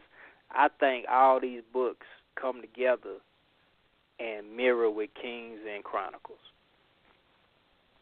and so that's where my mind at right now. But I ain't gonna get into that. Maybe that'll be for the finale, But just right now, that's where I'm at. And I also want to say, man, shout out to Udiel. Well, maybe I could do this in my closing statement. Anyway, go ahead, man. It's yours. What you want to do next? All right, so we basically finished with the chapters. I forgot to announce that for those of us listening online, you might want to, call in, but slicha on that. I apologize for not doing that. But what we're going to do now is allow for the listeners that's online right now. I mean, that's on the call right now. If you have any comments, any questions, or any thoughts pertaining to what we've been speaking on, please press 1. We want to hear your thoughts. We want to hear your comments. We want to hear any questions that you have. And if you don't, then we're going to just close it out with closing statements. Oh, we got one. I'll give you a couple. Okay. Go ahead. I believe it's Brother Jeff. You're live. Shalom, everyone. I really enjoyed the show today. I actually had these highlighted, those questions about Lucifer and also the end times and how they've been quoted. It seemed like in the book of Isaiah, a lot of the beliefs that have been thrown out there are stemming from the book of Isaiah. So I'm glad you all decided to go over the book of Isaiah. So I can foresee a lot of reset buttons being hit just in the book of Isaiah alone.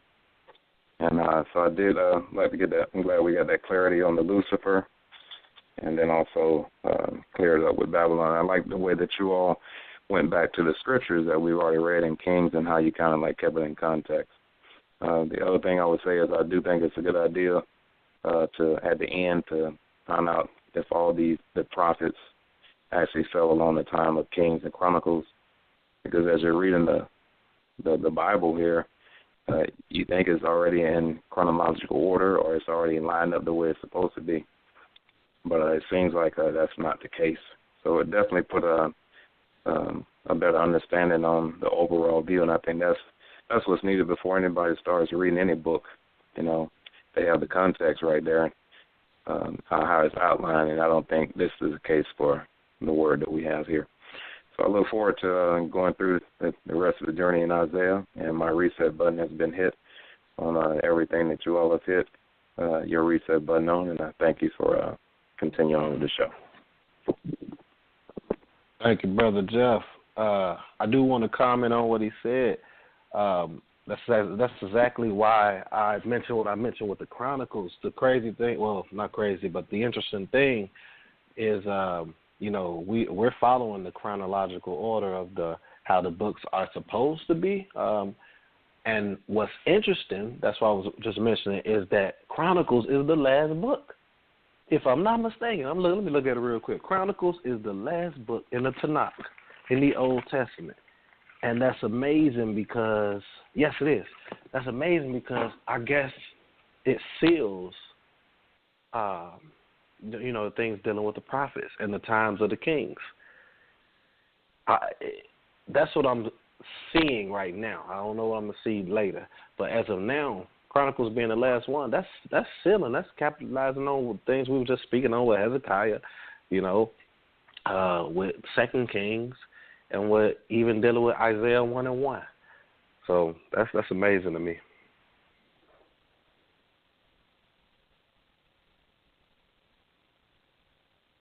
Did any of the panel members have anything to comment on in regards to what Brother Jeff said? If you do, please do so now. And then what we'll do is we'll have after that we'll have Yosef do his closing remarks. I'll do mine, and then if you can you Well, actually, no, I prayed us out last week, I believe, so that's why I was going to switch it up this week. But I know we normally, the host prays us out. But if you don't mind, can you pray us out? Don't mind at all, brother. Cool. I mean, I just did last week, I believe. I didn't want to, flood people with my prayers. You don't want to flood people with your prayers. That was being silly, man. All right. I know. Basically, I just want to say, just a couple of things, because we do have just a little bit of time, so I'm not going to wrap it. I just want to say a couple of things that I had seen within these scriptures that I want maybe people to think about just as well.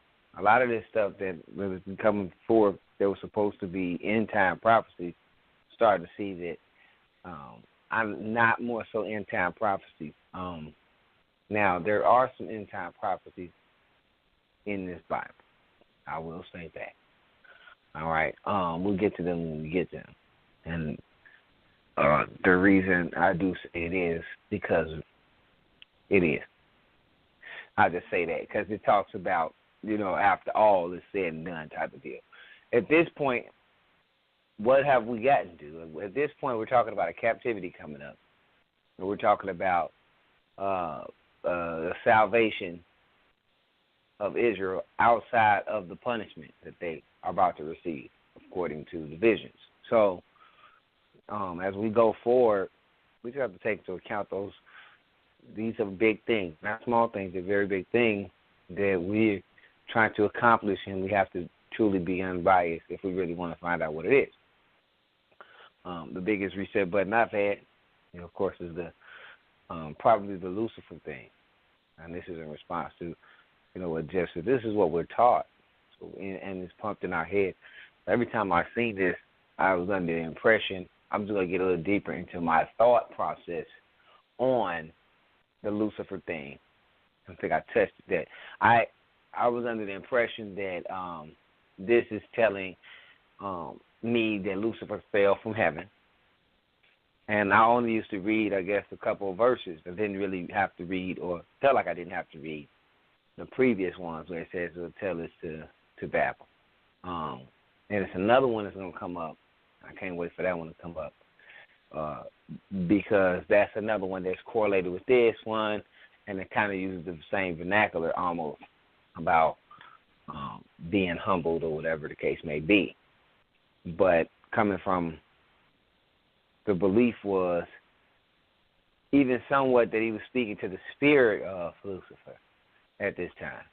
It was even like when he was speaking to him, he was not speaking to him, he was speaking to his spirit that was inside of him.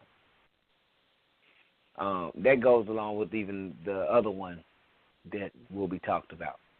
But we're going to see when we get there. I keep saying that because I don't want to go out of place. Now, do I feel like it is a adversary or some extra stuff going on in the universe that we just don't know? Truly, yeah, I do. At this point, I haven't steered 100% away from some extracurricular spiritual activity.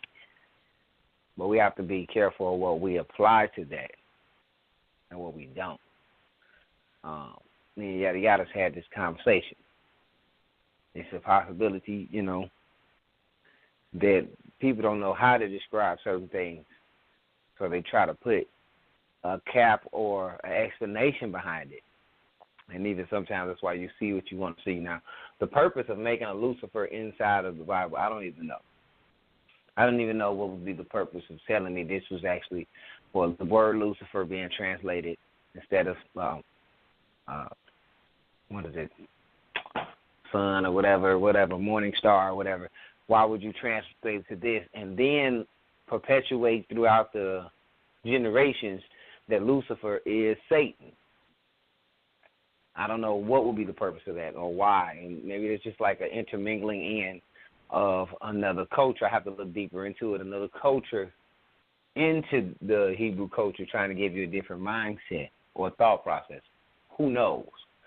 But this is even some of the stuff that we have to check. And if you notice, we're checking the Old Testament on stuff that is previously to the Old Testament itself. So we're trying to see a congruent mindset.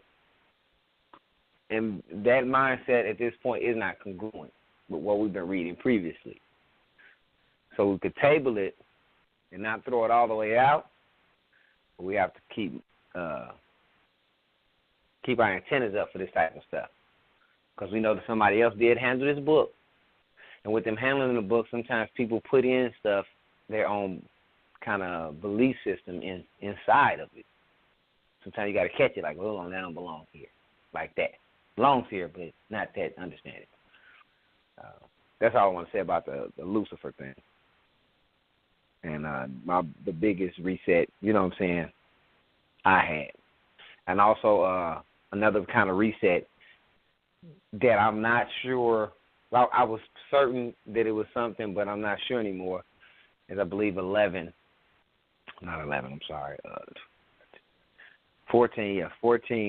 when it first kicks off, talks about taking the possessors of the possessing and captives of the captives and all this other stuff. I don't know if that's future end time prophecy for certain anymore. And that was one thing that I used to run to and say, look at this. I remember now I'm like, ooh, I don't know if I want somebody to look at that. That might not prove my point. It's not about me being right and holding on to any perception. Like, well, it's not about me holding on to perception so I never could be wrong. It's about knowing what the right thing is. But that is a big one. As far as for a lot of people to talk about the salvation, we'll go to this scripture right here. And I'm just saying, me personally, I'm not so certain on what it used to be. So that's a big reset for me. I got a halfway reset because I don't know what it is. And at this point, I don't think it is super end time. That's just where I'm at. So I'm not certain. So when you're not 100% certain that you felt like you was 100% certain, you got to kind of hit your reset button, even though you don't know what it is. But you still get that ready for your next information. And as far as the Lucifer thing, I had to totally hit a reset button on that because it wouldn't even make sense according to even on a spiritual aspect. The way it's worded and everything doesn't give me that impression anymore. So I just want to throw them resets out there because it is the reset button. So I guess I just dedicated a little time to talk about what I reset in more clarity and depth. And that's all I have to say today.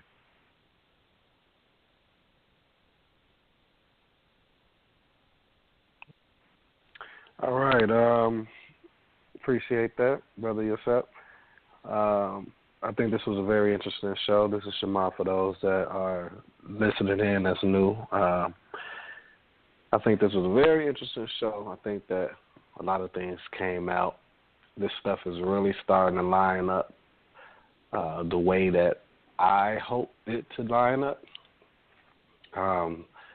Again, you know, we didn't know where this was going to take us, but I'm definitely happy that it took us in this direction. I mean, as I was listening to these brothers speak throughout the show today, you know, I was just I had a moment of happiness, if that makes any sense. Like, I just was happy because I'm like, wow, like this is not a preconceived thought that any one of us that are speaking has. We all had different views, maybe some collective agreed viewing, but we still had different views prior to this. But here it is, these brothers are going through their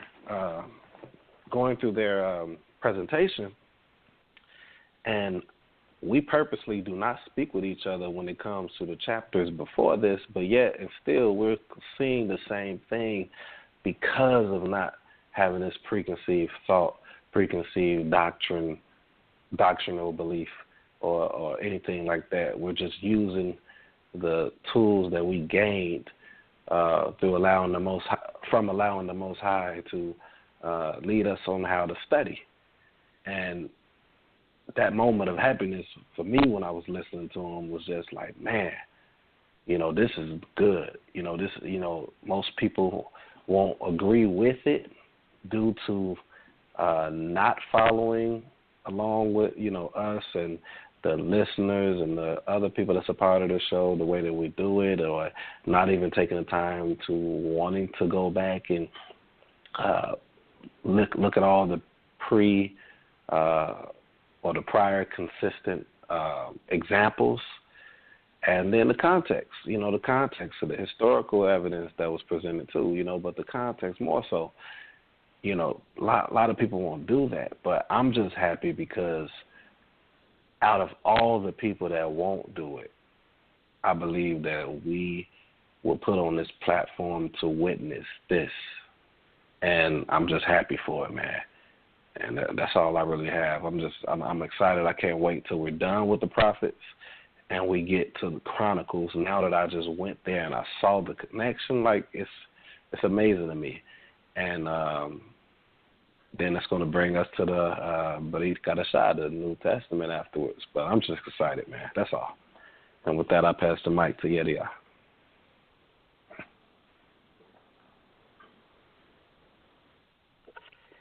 Yeah, okay. Man, awesome show. A lot came out, man.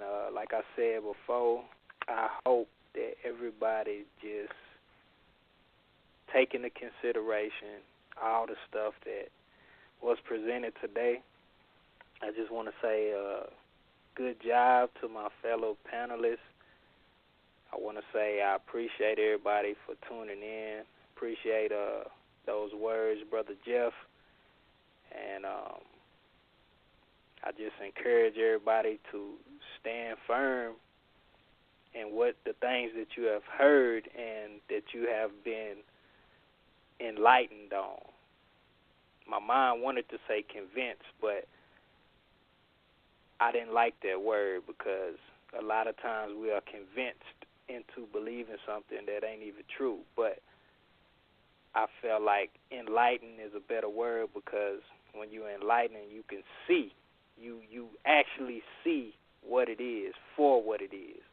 I mean, it's kind of like for those that used to go to the club or may still go to the club. I'm not judging you.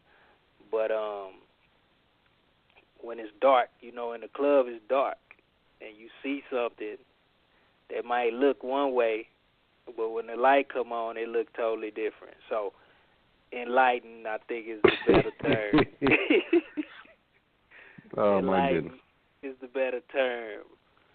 Or when somebody presents something to you in a certain manner and you really, because of their presentation, it seemed to be one way. But right here is just like, we put everything on the table that's in the text and we leave it right there and we let y'all know, like, this word is this word, that word is that word. It could be translated this way. We're not saying that you can't translate it as earth. I'm not saying that. I'm saying that you can also translate it as land. And for me, personally, I see it as land, and this is why, that is why.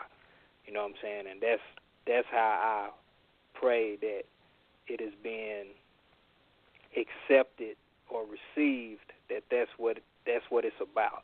It's not about seeing it our way. It's seeing the ways that it could be, and then you make the decision, between yourself and, the Elohim that you say you serve. So, with that being said, man, also I know that I haven't been putting up YouTube for some reason. My internet been real slow in my house, and like I do the video, I try to upload it, and like it'll go like halfway through or something, and it'll fail.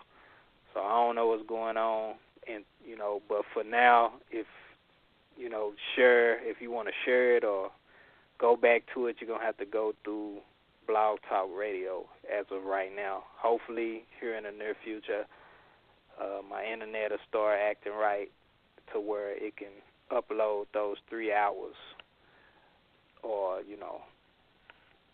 of time, because that's a lot of bandwidth, to try to upload.